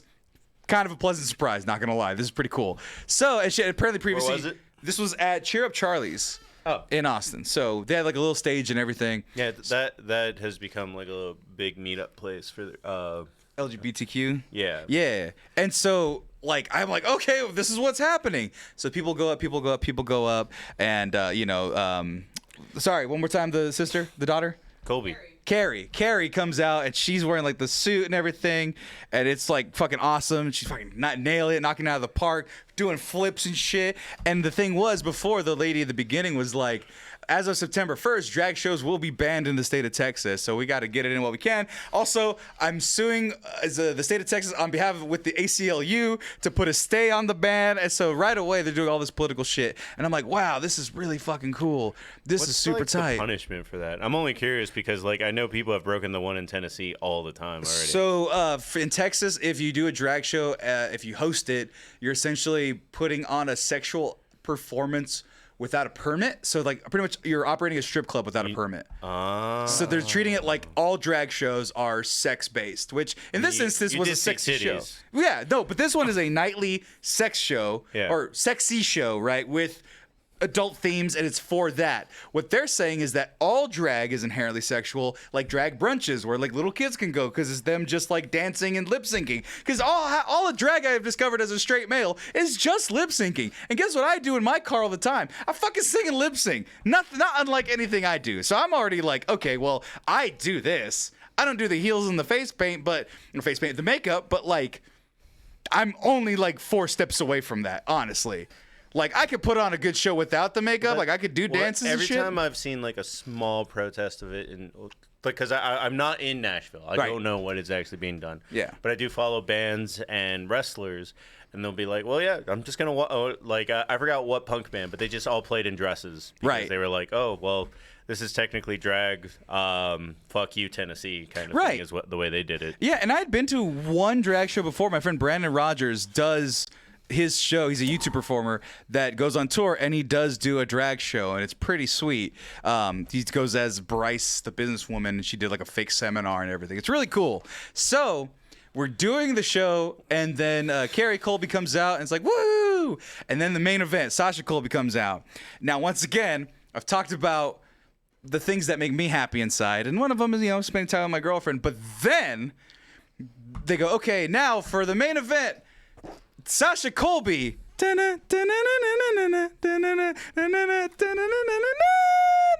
comes out the goddamn Misery Business. And I was just like, what the fuck? This is great. And so she's like, I'm in the business of Miz, just fucking throwing everything. The clothes are coming off, and the bras are showing, and the dance is eclectic and awesome. And I'm just like, this is the perfect matching of the things that would get me into this entirely. Like, it was completely hilariously perfect that she would pick that song. And then all the gays were like, what? I never met can't do brag. And they were having a ball because we were in the back because she had never been to a drag show, which I didn't know until afterwards. And I was like, okay, well, this is not my space. I'm going to go ahead and let them have their fun and just look out for everybody, make sure everybody's safe because I want them to have a good time. It's not my thing, but I'm enjoying myself. Mm-hmm. And then they rotate out and then they go back one more time. Now, to end this, though, and for those of you who are enjoying the drag conversation, and for those of you who enjoy me being happy, you guys saw and remember last time we talked about Paramore, right? And how like Hayley Williams looked right at me and said, "Love you back" to me, and it warmed my heart and put me on like a little cartoon cloud or whatever. I have the clip right here because it's so near and dear to my heart. I have it on all my devices at the ready. So yeah, she did that right there. And I was like, oh my God, that was the coolest fucking thing in the world. And so I am just enjoying the drag show. You know, Sasha Colby's up there doing her thing. We're in the way fucking back, like I mentioned, right? Way fucking back, like by the benches, by the door. Yeah, we're like a good 30 feet away from the stage. And there's a tree in front of me. So I was about to say, like, everything about Cheer Up Charlie's is cool except, like, the tree in front of the stage? Yeah. Yeah, it's like a cliff, a cool stage with a bunch of lights, and then just like a tree hanging over where if you're in the back, you have this big old giant in the back is cool too. Branch. What's up? The light show in the back off the rock. Oh, yeah. But we were further back than that. Yeah. Like, we were behind all the cool stuff, but we were just enjoying it. We found a place to sit. It was a long day. We had just done the 9-hour stream the day before. Tired, right? And so we're doing this, and I'm like, she's enjoying herself. My girlfriend is just like, oh my God, this is so cool. I love this. So I'm like, well, when I was at the Paramore show, nobody took video other than the guy in front of me. So I go, let me get some video for her just so she has the memory so she can enjoy it in the moment and then go back and feature it, right? Now, YouTube might cut this out. They're going to be fucking mean about it, but if you are okay with bikini level ass drag, then stick around. And if you're not cool, then fuck you. Just fucking grow up. It's a person in fucking underwear. So, doing the show, and I'm playing the clip, and I'm watching the clip, and all of a sudden, I have someone looking down the barrel of my camera yet again. Catches my eye, starts rubbing a dollar bill all over her body, all over her legs and everything for like 10 seconds. And I'm like, how is this happening again in the same fucking month? So I have my favorite singer of all time, my girlfriend's favorite drag queen of all time, and the current reigning champion of RuPaul's Drag Race, or winner, I don't know if you call champion, but look right down the barrel of the camera, right at her, right at me, and I'm just like, this shit's fucking tight. I'm a fan of this. This is like, I'm not gonna go like by myself, I don't think, but I'll definitely join her. It's not my space. Like, I don't want to kick down the door and be like, all right, guys, make room for me. I watched Barbie. I understand the lesson from there. No, I'm kidding. But you know, Savage Mandy, a queen will clock a camera in an instant. Yeah, that was the thing. She saw big ass me like this above my girlfriend, like keeping it was vertical. So I was like keeping a fucking steady focus, steady hand, and then just locked in. And then she was just smiling like the whole time. And so, yeah, point is, drag is for everybody. And I had a fucking blast learning the community and the culture. And honestly, people need to fucking chill the fuck out about it. I mean, you were talking about gay country singers and do that in a small town. And it's like, man, fuck y'all with your bullshit, with your guns and your little like, oh, I gotta protect my homestead. Fuck off. That's not even real. What? No, I was just like, you just like. Oh well, no, but that's something random. And no, like, but that's full of hatred. The people that like that thing also like that the trans community is being disheveled and also kicked out of their spaces and support that same bullshit. I mean, they're the same type of dickheads. I was about to say, there's people that show up with guns to protect trans. I know that's what I'm saying though, but like the people that are rooting, people that would protect trans people with guns are the same people that be like, man, fuck Jason Aldean's bullshit song. Yeah, they'd right, absolutely be the same. Now we're on the same track. Yeah. I was just saying, like, you just brought it up so randomly. I was like, what the, wait, where? Gun people are stupid. If you had a gun, you're a dumb man. And so but the same people who would be assholes in that way, and you know, would be the same people that are assholes to drag queens. And at this point, as just a guy that was already like, hey, let drag queens do whatever they want. Who gives a fuck? I'm not gonna be there. And then I go there and I have a fucking good time because their drinks are fucking good too. Those drink specials that they had at Cheer Up Charlie's for the event were fucking delectable. Oh, they're normally kind of expensive there. It was very expensive there. Don't ask how much the good time was for my girlfriend because I was very happy to do it. 14. Don't ask questions. Just drink the potions and the elixirs. Was it jumbo? No, They pre-make their drinks. At, Yeah. Charlie's. But They'll my girl- order, like I forgot what one of their drinks is, but it has like carrot juice in it. and it costs But my $15. girlfriend stole a gay Bacardi cup from me, so that was pretty tight. So we got Makes her. it gay. It was rainbow. Oh. Yeah, but it was like subtly rainbow because it was like a strip of like purple So flowers. it's in the closet? Yeah, it's like It's you not could fully out yet. exactly. It's like you could tell, but you don't want to ask because they're not out yet. You know, like don't be fucking rude. Be like, are you gay? That's a rude thing to say. You just gotta make sure that they're nice. You know. But Sammy will find a connection. I will not. I don't know what that means. I will find a connection. I've been to like Yes, I will. Maybe I will. 6 to 8 drag shows just with people that I've dated, kind of thing. So it is in the same realm of see it for what it is. It's a fun performance. It's I think Savage Mandy made the comparison earlier, which is going to be way, so don't bother scrolling. Right. About wrestling and drag being kind of the same. And it's like, yeah, it's all theater. All Right. these things are just a different version. So it doesn't matter whether you see like what's the famous Chinese one where Jackie Chan got trained to do flips and shit. What? The tuxedo? No, Jackie Chan He was part of a theater troupe. Oh. But I was just saying, like Jackie Chan, like you can, like the flips and everything that he does. It's all theatrical and not based in reality. Right. And then, like, so from that perspective, I've always been open-minded to all these other kind of things. Like, it's just this falls in line a little bit with actual theater itself, where I don't normally watch a play without somebody inviting me along, kind of thing. Right. And like real quick though, I also wanted to bring up like one thing where I was like, okay, look. Actually, I found the clip that I wanted to bring up specifically. I don't know who this is. Do you know who this is, hun? Anitra. This is Anitra. And my thing was like, so she goes, "Well, come watch this." And I was like, okay, let me go ahead and watch this. And so spoilers for season 15, if you're into this, it's RuPaul's Drag Race. It's the premiere episode, cool. But my premise was, after seeing one episode, I go, if you are fucking homophobic or you hate drag queens and all that stuff, do one thing that they do in any one of their performances, any one of their lip syncs. Do one of the physical feats. Lip sync as well, dance as well, twirl as well, dress as well, makeup as well, walk in heels as well, let alone move around. I saw this shit and I was like, wait, you're doing goddamn feats of strength in here? Oh, it's Ariana Grande too. We're not fans of her right now. So first of all, the quad strength. Oh, she cheated. Oh, we'll talk about that later. Smell that? It's like something's burning. Is that? Oh, that's Sasha. There you go. So look at Yes. fucking kung fu kicks and shit. That shit was tight as hell. And then she's gonna do a fucking Does anybody have like? boom. Like, do that shit. That's tight as fuck. Admit that that's tight as fuck. I mean, You can't do that part. they're already broken. No, but you can't kick that high. That wasn't that high. You can't kick that high. I can kick that high. Yeah, your knees are I'm not- bad. Yeah, my knees are bad with landing. That's not that'll hurt. This is the opposite. And I'm not saying that it's not. Could you do it in heels? Oh my god, that would Yeah, I normally wear cowboy boots everywhere that I go. I don't know if that's the same. Just a little bit less. But no, I'm not trying to bring down drag. It's just a matter of like There are drag queens that do hakas, like the fucking the war chant from Polynesians. Yeah. yeah, it's fun. Like everything about this, it's just a matter of like, what's your vibe? The only thing about this that's not my vibe, and you know this already, like this is too many beats per minute. Oh, I love it. Yeah, It's fucking, I know. This is more your thing than mine. This shit is fucking jokes per minute. This shit's rapid fire shit, man. Exactly. But yeah, see, I was just there like Ariana Grande. Like, what the fuck just happened? But anyway, get the fuck out of here, homophobes, you stupid assholes.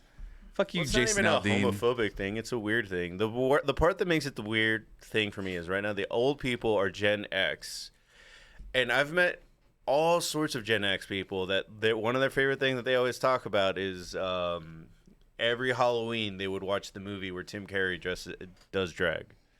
Jim Carrey or Tim Curry. Oh, it's like Jim. No, yeah, Rocky Horror Picture Horror. Show. Rocky Horror Picture Show. Yeah. Every Gen Xer is like, oh yeah, we every Halloween. Then all of a sudden just turned heel. Yeah, that's- against it. yeah. RuPaul's been around since the early '90s. Like, that's the Tu Wong Fu is a mainstream movie. It's very popular.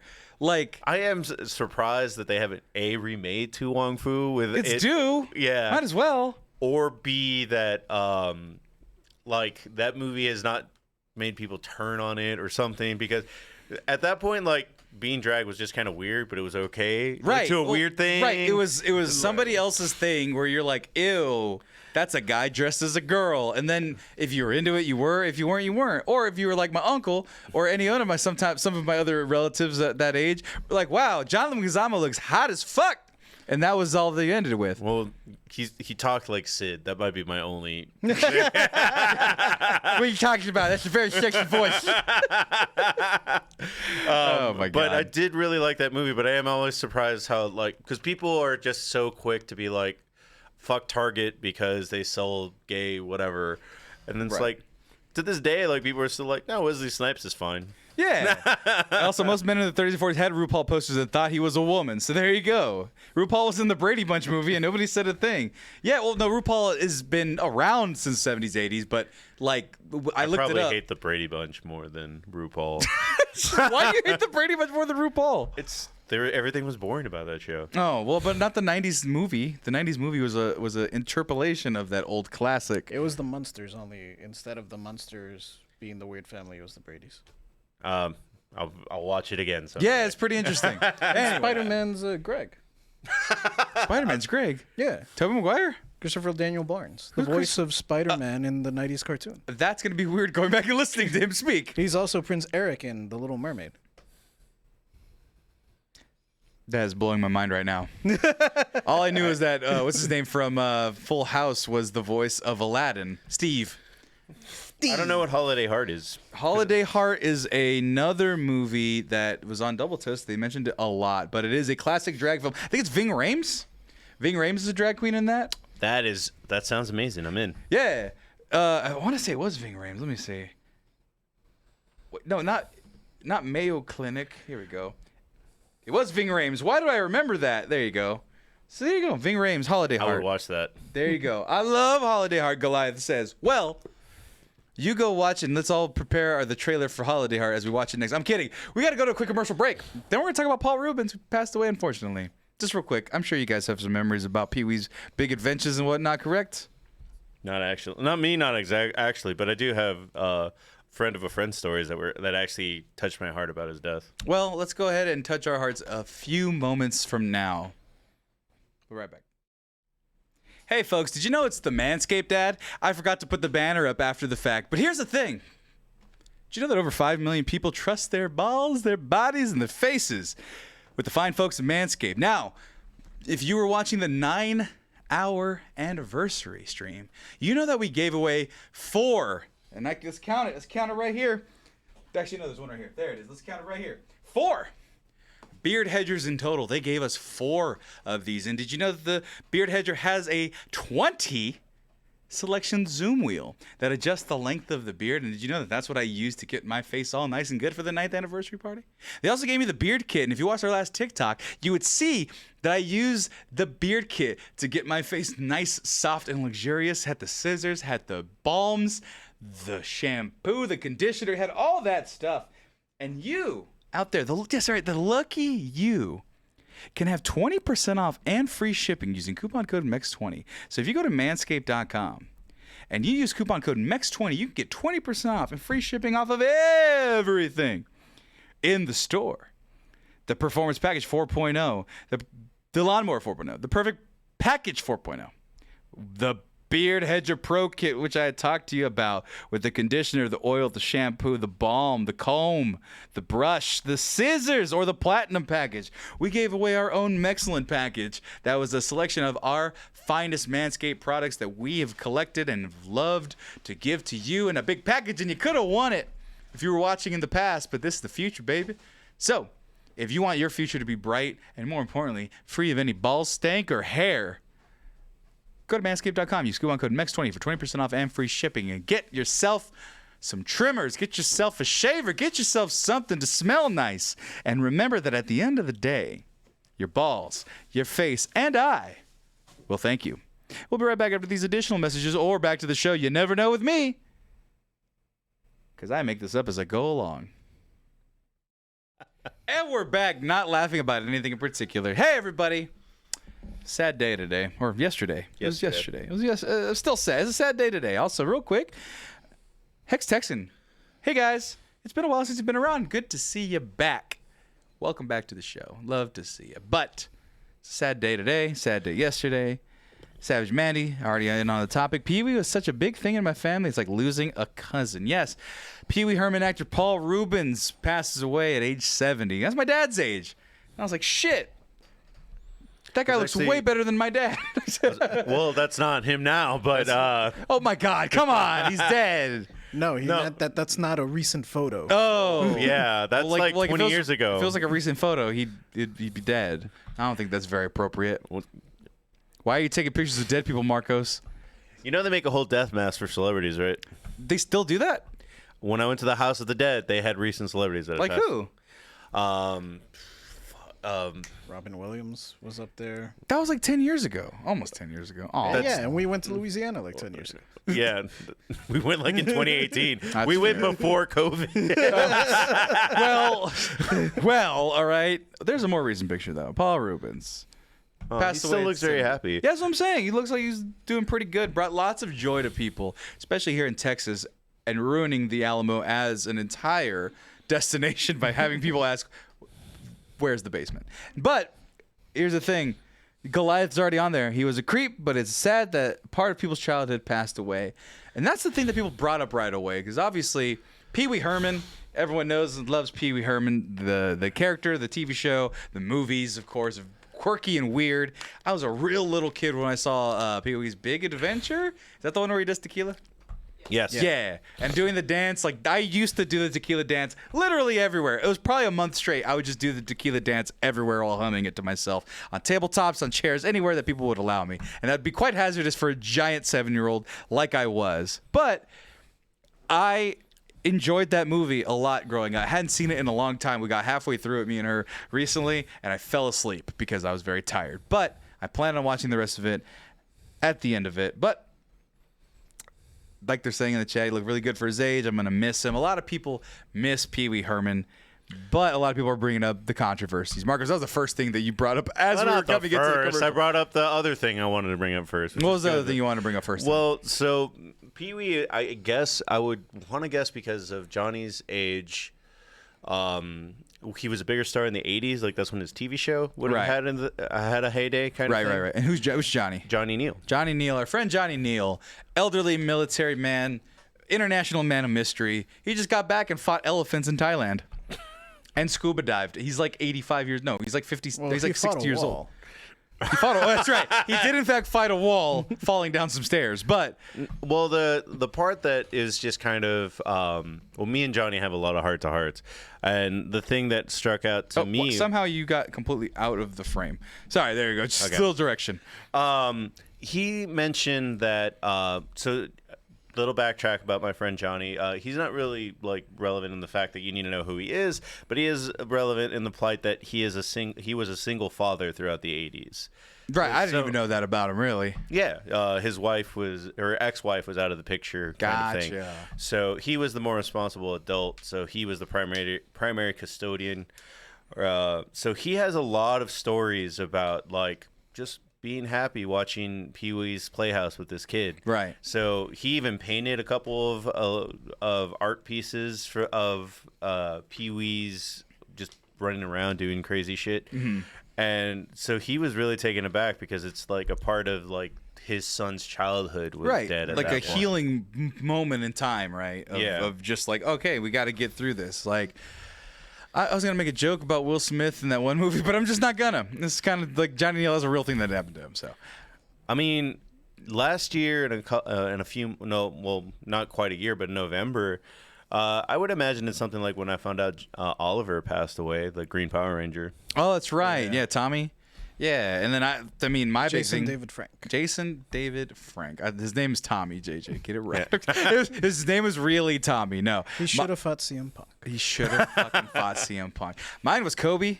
Like Kobe hit me like a ton of bricks. Still does hit me like a ton of bricks. JJ, did you have somebody that like passed away, famous celebrity that hit you? Stan Lee. Stan Lee? Really? I was still Robin Williams at that point. Yeah. Robin Williams has hit me the hardest because he grew up with me in a way where this is not chronological. It's just the way that I saw these movies, and all these movies had an important thing. Where when you're a little baby, you see Aladdin, And then And you don't know what cocaine is. Then you watch Aladdin again at 20, and then you go, "Oh, this is cocaine." I have not seen it again at 20. You will know. You will know the definition of cocaine once you watch his performance as Genie in Aladdin. Dude is on one, but it's brilliant. That's my favorite Disney movie. So. And then for some reason in middle school they made us watch Dead Poets Society. Yeah. So that was another part where it's like, oh, just helping the guys. But then somewhere between graduation and joining the army, I watched the movie with Matt Damon, Good Will Hunting. Good Will Hunting, and I was like, Why did I damn, say that like a quiz answer? I was like, Good Will Hunting. I was like, damn, you're still dad. Yeah. Like in a TV dad. Like there's some people, I understand certain people have affection for Uncle Phil and things like that. Yeah, of course. But like for me, it was just kind of, Robin Williams has always been there as like the guiding, was it like Gandalf type figure? Right. Hold on. What was the movie? There you go. Bicentennial Man. You loved him in Bicentennial Man? I actually didn't, that one like kind of went over my head. We rented it one time, and I didn't know what the fuck was going on. So that was It's a weird movie because remember by the time that he's 70% human, like the only thing he's like, I don't have any organs. It'd be cool to have organs. No, it wouldn't. That's like the one thing. That's like the one thing that makes us most vulnerable to death is having too many organs. And the thing that was the person that was fixing him, That's literally cancer. Yeah, Something was like, just keeps replicating. You have too many of this cell. Exactly. if I give you like makeshift organs, like we could use them for people at this point. And he was like, yeah, but I want them.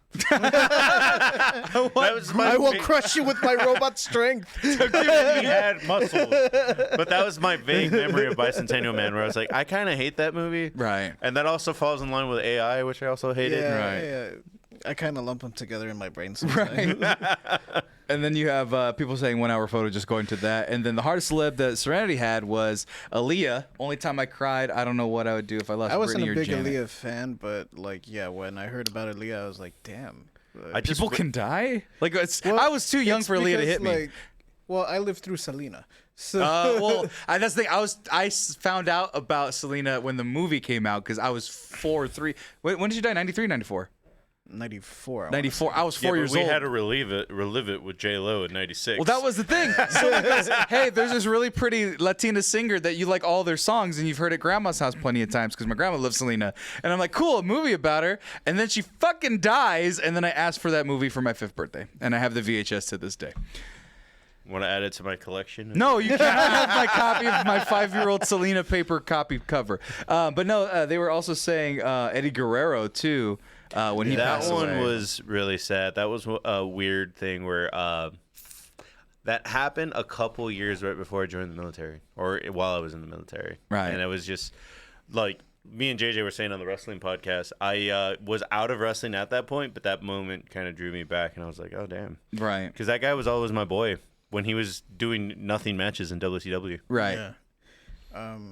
I think I was still into wrestling at that point because I remember watching the live Raw or whatever almost a year later. Oh man, when Batista loses it and he's like, I lost my friend, and I'm like, oh dude, Drax can cry. Drax can cry. You're saying JJ?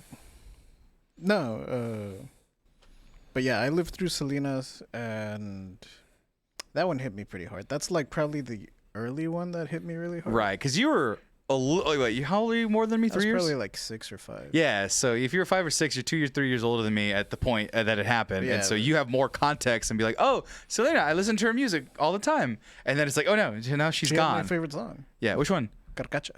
Ah, I just saw Leah's movie for the first time last year, and I was like, damn, that girl had a future ahead of her. Right, yeah. That was the thing that, like, when Aaliyah happened, I was like, because I had only heard, like, maybe one of her songs from, like, my older cousins that were into that scene. Mm-hmm.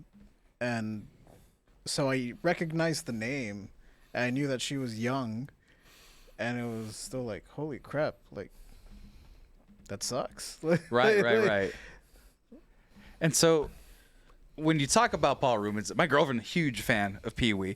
Honestly, she credits liking Paul Reubens, or not Paul Reubens, but Pee Wee Herman the character, to liking me. Because he's a big dumb idiot with a lot of weird puns, very rapid fire jokes, and just kind of a fool overall, and like kind of an earnest quality to it. And so she says that like that's part of like me, that and Fozzie Bear. She says I'm like Pee Wee Herman and Fozzie Bear put together, and that's why she likes my humor and my goofiness. So it's like, okay, this person's very close to somebody who's close to me. Let me go look into like what happened with his life and what he was doing. And right away, people were immediately bringing back all the controversies that he had. So if you're not aware, because actually I'm going to try to not debunk them, because they seem to be like super miscommunication / like wasn't totally in the right, but in the context of the day, some of those things weren't entirely correct. So that was happening. I actually haven't seen anybody, at least on my Facebook and Twitter wall, bring it up. It was just one of those things that I vaguely remembered. Well, that was the thing. So if you don't know some of the controversies, one of the big ones was that Pee Wee Herman was caught with his Pee Wee Herman out in a theater. So essentially, he went to adult film theater, which was a thing back in the 80s and 90s, but this was, I believe, in the 80s. And they say, or rather, the charge was that, yeah, he was caught masturbating in public. Not good to do it. And he was in interviews. When you say adult theater, you're already off the hook, I would imagine. That's what I'm saying, right? You don't go to an adult theater with pornos playing and go like, nah, I'm just gonna just sit here and enjoy this, right? You're like, no, you're gonna I've never partake. Well, no, that doesn't exist. You have to really go deep to find the porno clubs. What are you talking about? It's 1 off 535. Oh, but like that's the Skinaplex. Like there's a big old giant sign, and it's in a porno shop. Yeah, that's what I'm saying. Like, you're not going very far if you got to go off 35. No, but what I'm saying is that they were back then. They were probably in like some kind of shady theater corner thing, right? They weren't either super out there or super common. It depends, because I watch a lot of like crime documentaries and stuff about like the mob and shit. And other stuff. I just really like to know how not to fuck up when committing a crime. It's fair enough. But one of the ones that I saw on Netflix was like about like the history of New York, and during the 70s and 80s, it wasn't until Giuliani became mayor that like he was like, we really gotta like make Times Square presentable. Right. Because it's like every corner was something illicit. Liquor store, drugstore, liquor store, drugstore. Where the fuck you taking me? Right.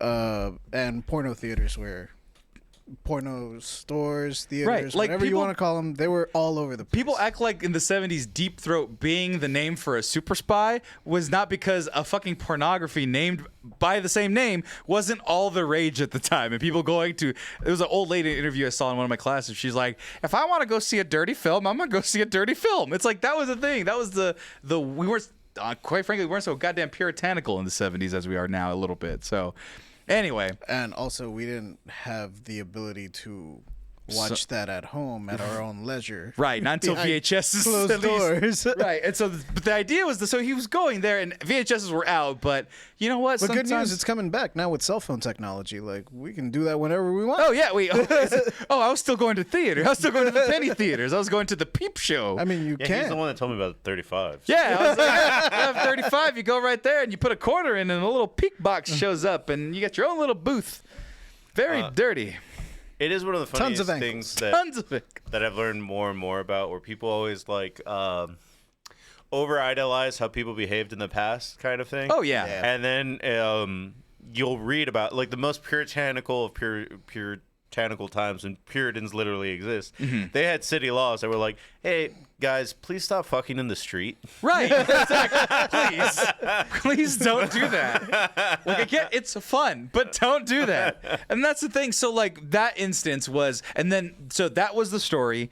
Pee Wee Herman has his Pee Wee Herman out. He's a sex pest. He was wearing the suit when he was in the porno theater, and that wasn't the case. He was just a guy in a theater enjoying an adult film, as you all do out there, you judgmental bests. And more importantly, they were saying it was a sting.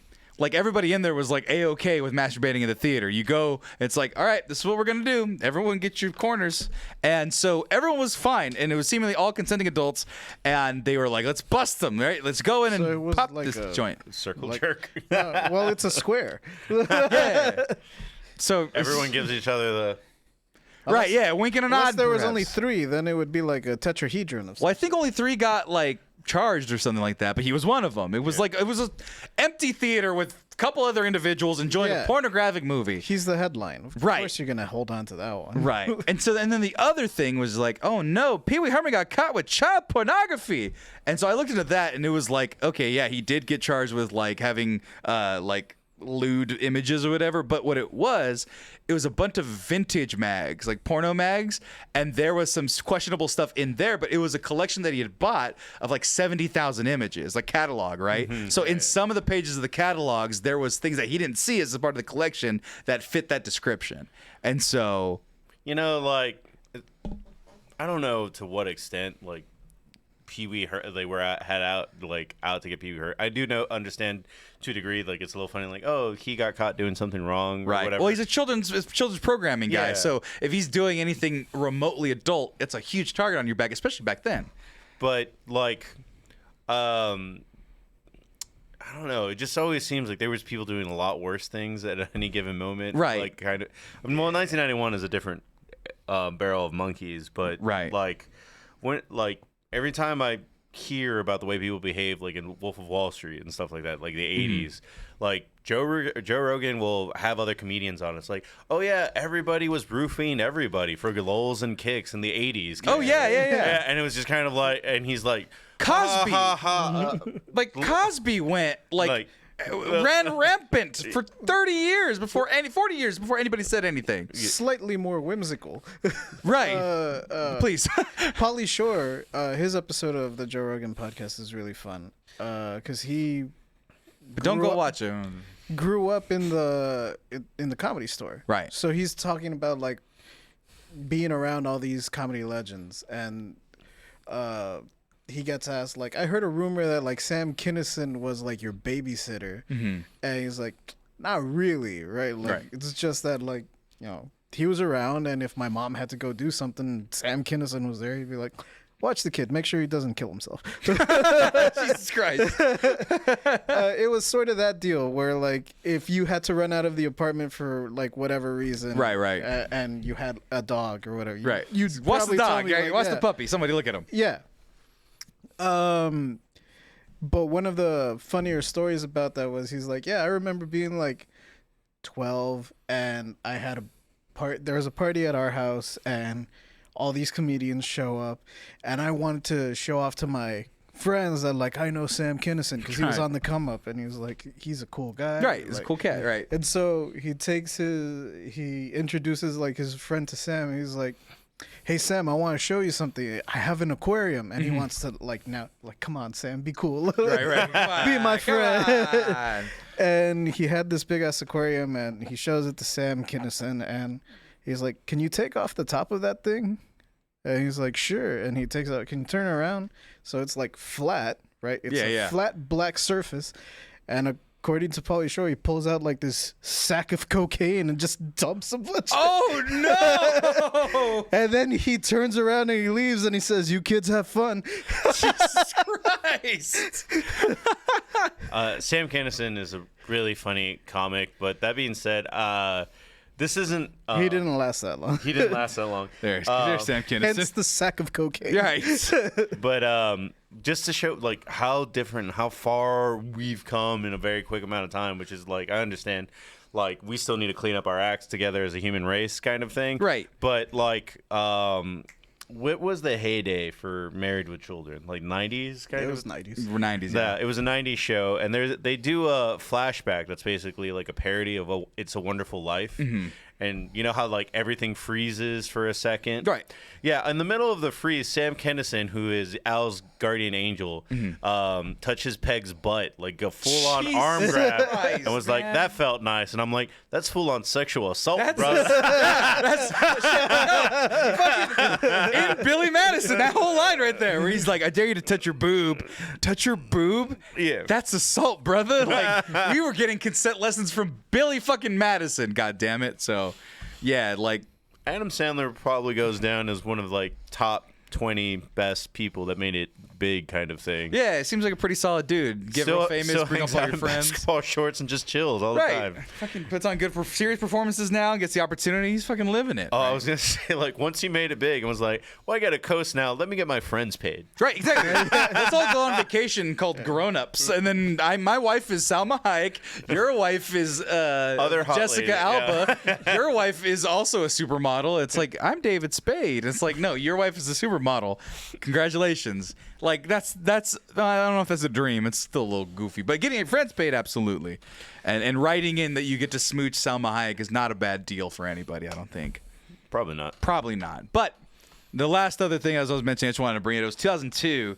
So it was after materials depicting children under the age of 18 engaged in sexual conduct were discovered in his Hollywood Hills home following a police search in 2001.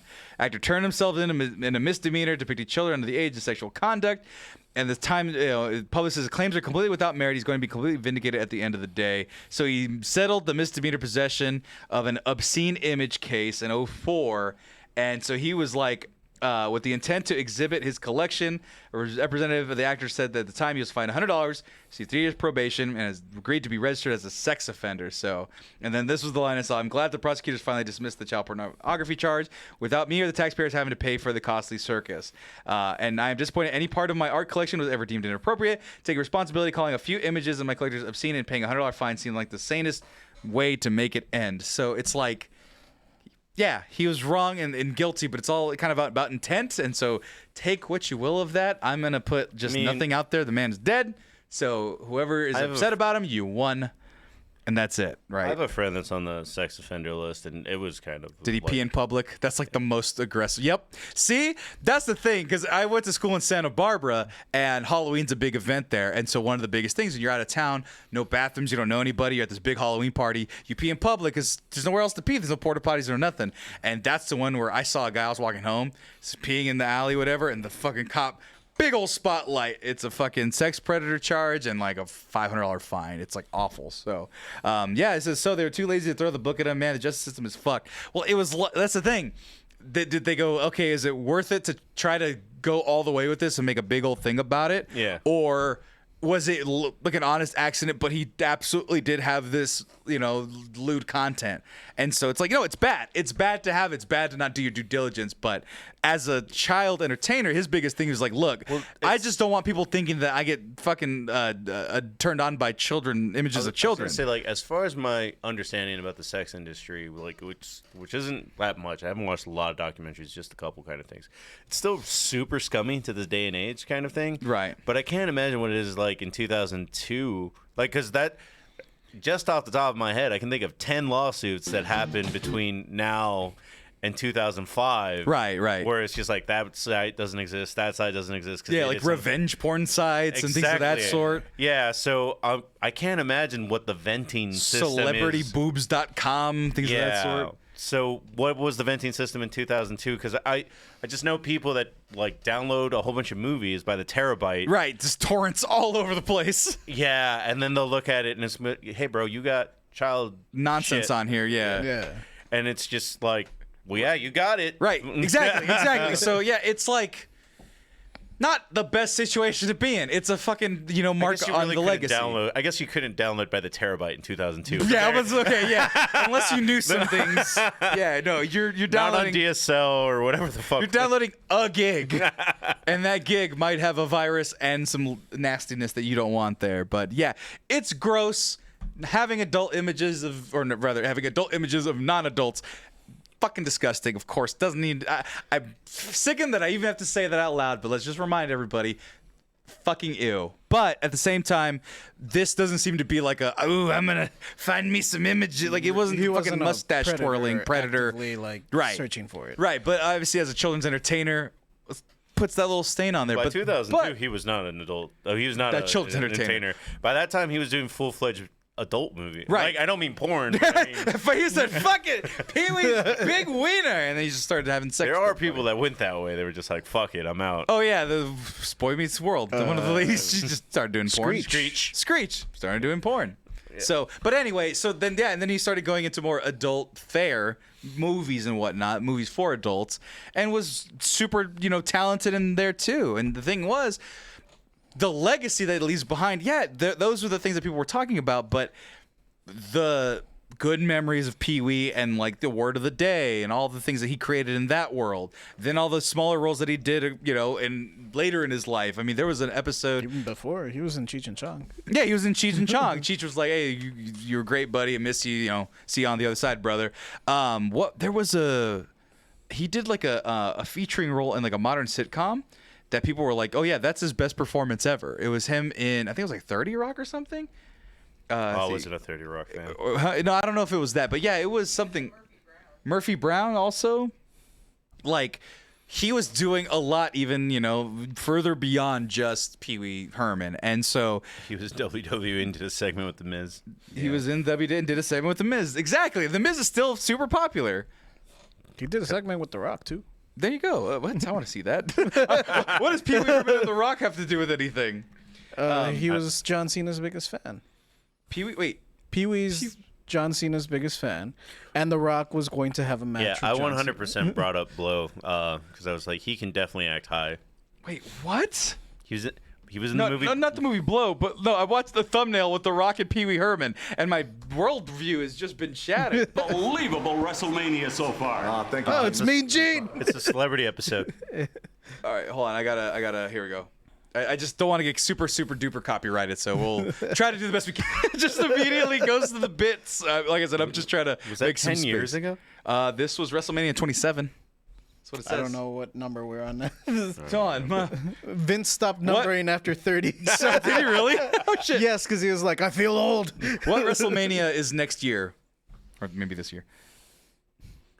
Next year, it's in Philadelphia. WrestleMania 39 is next year, 2023. So 11 years ago. 11 years ago. But yes, let's go back to The Rock, and I'll have to cut intermittently, just laughing over there, snickering to herself like Pee-wee Herman.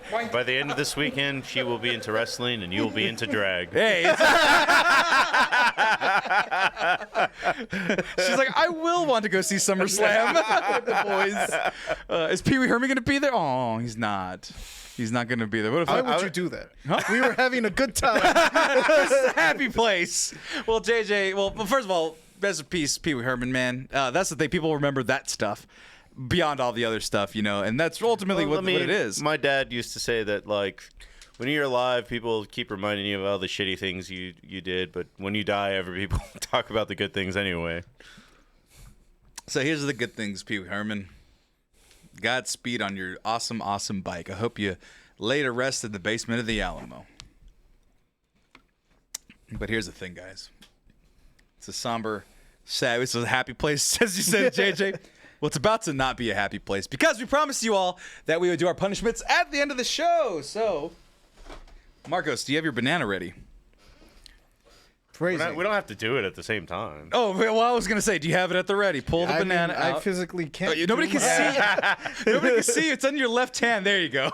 You keep going. Is it ready? Yes, I have it right here. Okay, are you going to do it first? I can go first. Go first. Makes sense.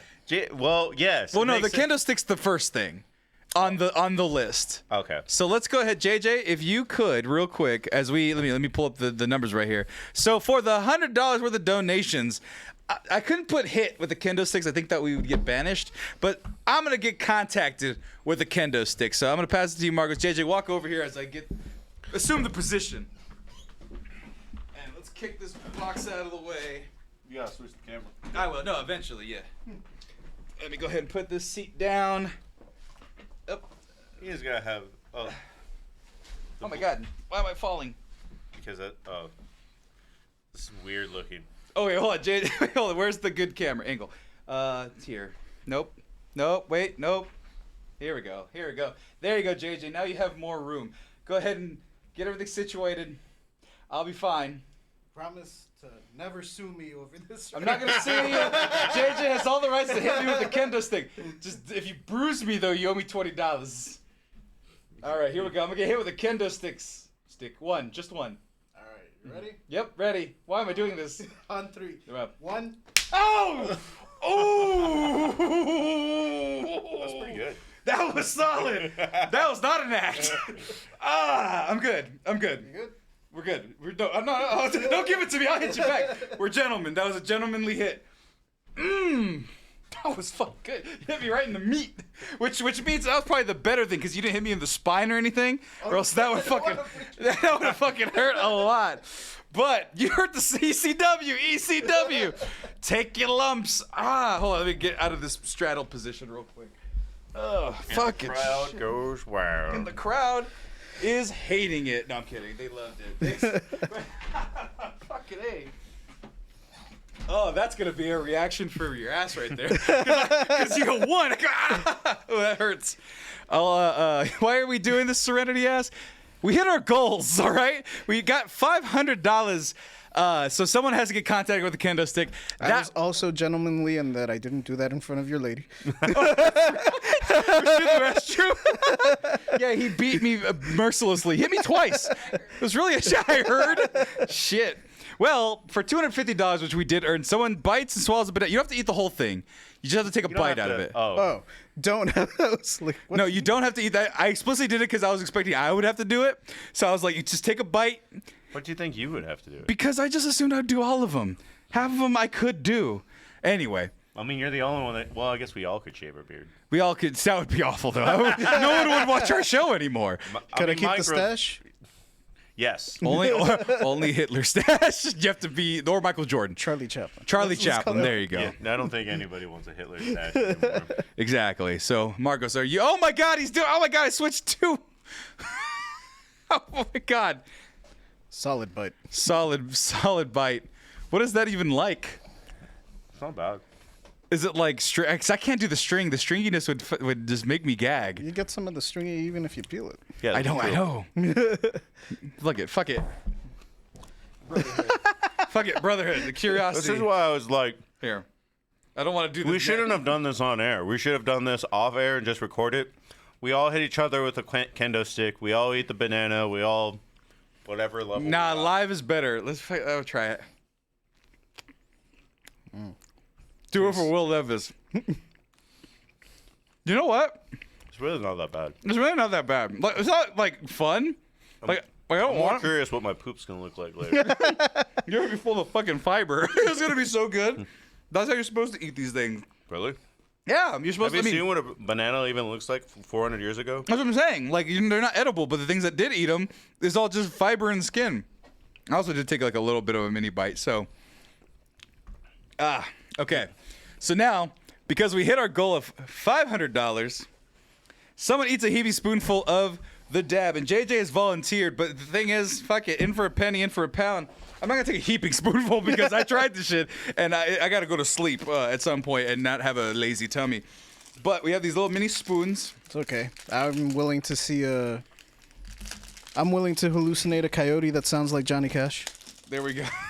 When did that happen? What was that? Simpsons. Simpsons did it. Simpsons did it. Okay, well, I got these little foldable spoons. So it's got came with the last dab. That's not that big. I thought you were gonna give me like a fucking tablespoon. Oh my God, no. This stuff is pretty mean. So here, I'll load you up. That's what she said. Oh, I'll load you up. Yeah, and not that big. Well. So you're supposed to eat watermelon rinds? I'm not doing that. You can make them into kimchi. So I've eaten watermelon rinds. I have to. Yeah. So oh my God, Jay, this is not the last dab. We're gonna fill the spoonful, as we mentioned. There we go. All right. Fuck. Put the spoon on the banana. So hold on, just wait for me. I'm waiting. Because I'm gonna do. Oh, it's in my hand already. Smelling it. It's not bad. Smell. Because flavor. It's not the worst thing in the world in terms of like the flavor. Because like I've had the bon. Oh fuck. It kind of smells like like a habanero salsa that I kind of left out for too long. Right. And it turned this color. Right. Well, they do say like you gotta age those things a little bit. Marcos, you want some of this action? Nah, I gotta get gastritis. I don't know what that means. I probably will too after this. Right. Okay. All right. Put a spoonful on the banana. I might have to eat the rest of the banana to keep going. JJ, present your spoon. Oh, no, you're right there, right in front of you. It's fine. That's a legit my spoon. That's a big piece. I got a little bit less. JJ, cheers. Cheers. No, we're gonna tap it. We're gonna tap it. Boom. There you go. Lightly touch the tips. Y'all seem fine. It's all good. Oh, Well, it's not too bad. Oh no. Oh no. Perhaps for you. I mean, I'm feeling. Oh yeah. I was like, okay. You never feel it the other way too, right? Yep. That's why I need to eat more bananas. Hold on. Oh yes, we're gonna. Oh, watch these. Fuck it. Okay. How is it doing on your tongue? Can you feel your tongue? Yeah, I can still feel it. I can't anymore. My tongue is a lost cause. I'm gonna start sweating. Oh yeah, I sweat most of the time. I don't know if oh yep, I'm sweating through my hat already. It's about to get real bad real quick, but I'm gonna eat this banana. Protect your gut, Mark, as they say. Keep you. Ooh, eat it with the Skittle. Ooh, actually. The Skittles are over there. I got a Red Hot. No, here. Here, no, the Skittles are here. I'll pass some of these Skittles. The nutrients are mostly the rinds and skin of fruits. Here, JJ, have some of these. Well, freeze-dried. Tomorrow's my HEB day. Thank you for letting me know. I'll eat the rinds of my watermelon. Don't these have fucking sriracha in them? Yeah, they're not bad, though. That's all mild out the heat.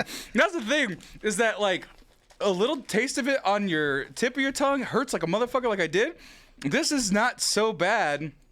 We might have to go do the bomb next year. That one sucks. Oh, absolutely sucks. Potatoes are the same. I love eating potato skins. Wait, someone asked me questions. I'm already at the like point. eating potato skins? Yes. Like, what do you mean? What do you mean? His favorite food. He'll eat the roots coming out of them if he could. I've definitely eaten the roots coming out of them. They are the root coming out of them. You mean the flower? Everything is potatoes. So, hold on. Aren't the flowers poisonous? What? I don't know if the flowers are poisonous, but the potato itself is the root. Right. Ow, my fucking tongue hurts. Oh, is he playing? You gonna play Truth or Dare? Mm-hmm. Truth or Dab for another one. All right. Can't be that bad. Last time he asked us where we lost our virginity. All right. I didn't do all that. I am feeling it. Like it's JJ is moist, they say. It's not. You are what? You're dude. glistening. I said I was gonna sweat. Lose yourself to dance. All right, here. That was the biggest. Not where you lost your virginity. It was the biggest secret you kept from your parents. All right. Truth or? Oh God, no. I don't care about the most embarrassing job you've ever had. Okay. They don't really had a lot of. Here's one. Jobs. Here's one. Here, fine. This was actually pretty good. What's the last account you searched for on Instagram? Account? Yeah, like search for it. Like, yeah, you can look it up. That's it. I'll look at mine and see if I'd want to admit mine. Let's see real quick. We'll do this one and then we'll just call it a day. Let's see here. I hope it's nothing. That's Marcos. It's just you. You looked me up? Yeah, I think I needed something for somebody. Like I needed a piece of information. It was our friend Dimitri Alexandra. Oh, there you go. Cool cat. Before that, it was a YouTuber I like, Amanda from Soul Entertainment. There you go. And before that, I scanned the QR code on the. I know, right? On the back of Emiliano's whiskey things, yeah. T-shirt. Ah, gotcha. I looked up Lizzo to see if there's any truth to this story. Oh, the Lizzo. The banana one. Lizzo, man, if the allegations are correct, kind of fucking up with everybody. Also, they asked JJ, what's your favorite potato? Russet. Russet. What's your favorite form of potato? Fried. Fried potato. Shoestring. Steak. Twirl. Crinkle cut. Crinkle cut. Dude, I can tell you my whole search history is dumb as fuck. Did Arizona and Colorado move to the Big 12? Looked up a company I applied for. Did Lizzo force her dancers to do shit? Wait, you use Instagram as a search engine? Oh, I thought you said Google. No, it's Instagram. Oh, well, that's even gonna be worse because that's just me looking you all up because I'm like, oh, I need information. Yeah, it was you, Scrap Comics. We're gonna give away those Scrap Comics. P. Gertz, the Mexcellence, JJ, my sister, artist named Lolo Alberto, really good artist. TJ, Lolo Alberto again, and Blue Shell Gaming. So there you go. Martin. That's what I've been working on. Martin, the Mexcellence, Starving Wolves, The Noise, Spanish Love Songs, The Men Zingers, Big Tex, Draught House. Serenity follows Amanda too. Oh, there you go. Rachel lately.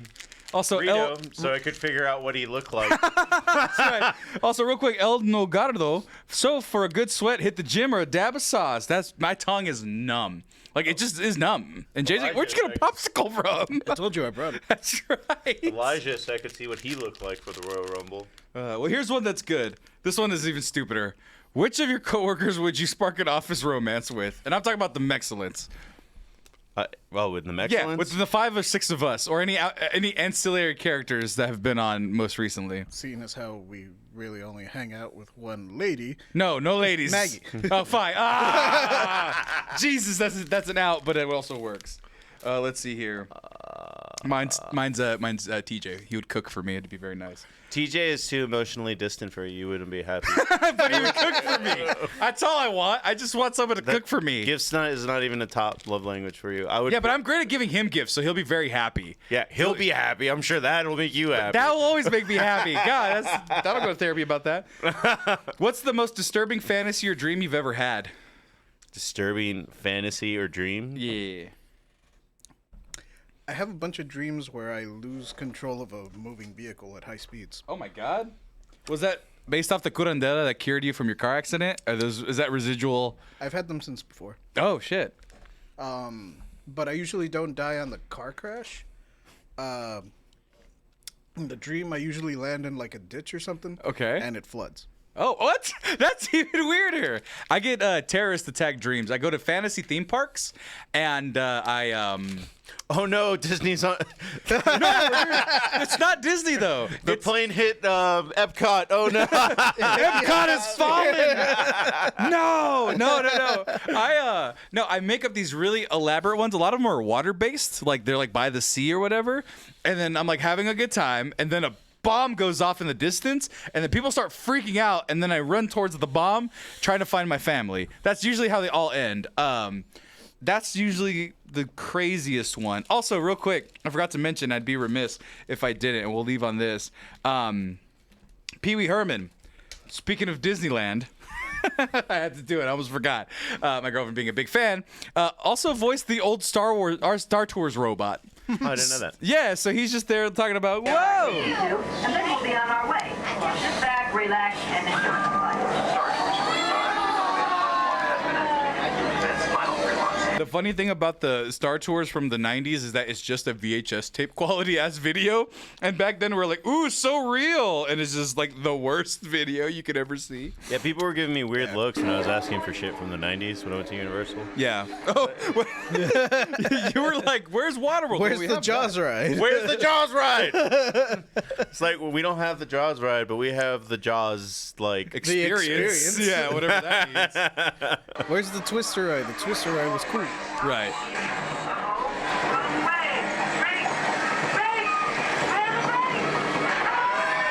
This is goddamn Pee Wee Herman ruining everybody's time at Disneyland. But there you go, everybody. We did the challenges. My back fucking hurts. My tongue is numb. I'm now full of fiber, and so is Marcos. And JJ's tongue, he has a popsicle. He will survive. That's it for the show, everybody. Next up on Thursday, we have the Anime Excellence. It's going to be a great time. What are you doing on the Anime Excellence? So kind of a late edition, but a lot of it has made the news through TikTok. Mm-hmm. We're going to be talking a little bit about DreamCon and some of the fun stuff that happened there. Oh, yeah. Video game news. So I think there's MK, and then what did your brother talk about? Nicktoons? Nicktoons All-Stars Brawl 2 announced. But it's not a very video game heavy episode, this one. It's going to be more... and I played the Tekken beta. Oh, that sounds fucking awesome. Is Captain Falcon in it like it was fakely rumored? No. Damn it, I want Captain Falcon. At least not in the beta. I don't know. No. But for the anime heads out there, we're going to go over Zom, JJK, all sorts of shit that's been coming out. Will JJ finish One Piece by the time Gear 5 debuts? The world will never know, or Spoilers, we will Thursday. Yeah. Also, did they go over the prize winners? Genius Monster, I know you won. I have to go back and look at the footage, see who won, make sure I get all your information. Look out for your Twitch names and inboxes. I'm going to be contacting everyone pretty soon. I'm just literally exporting the videos, getting those out, and then looking for the winners once the videos are all rendered and uploaded. So be sure to check out our Instagram. All the information will be there. I'll keep in touch with you all there and keep you posted there. Holy shit, I can breathe. Oh, your nose is clear. And also, be sure Drink to follow. it in, man. Here, we can get you some more every time. You need to clear your throat and your nose.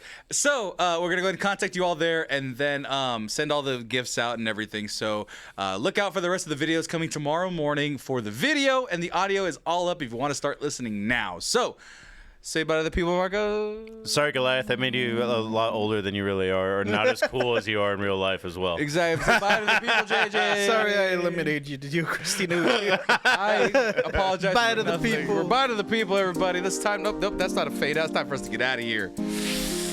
I gotta go. Don't hit me. I'm so scared right now. You're welcome for the Stream Boca Medics. Bye.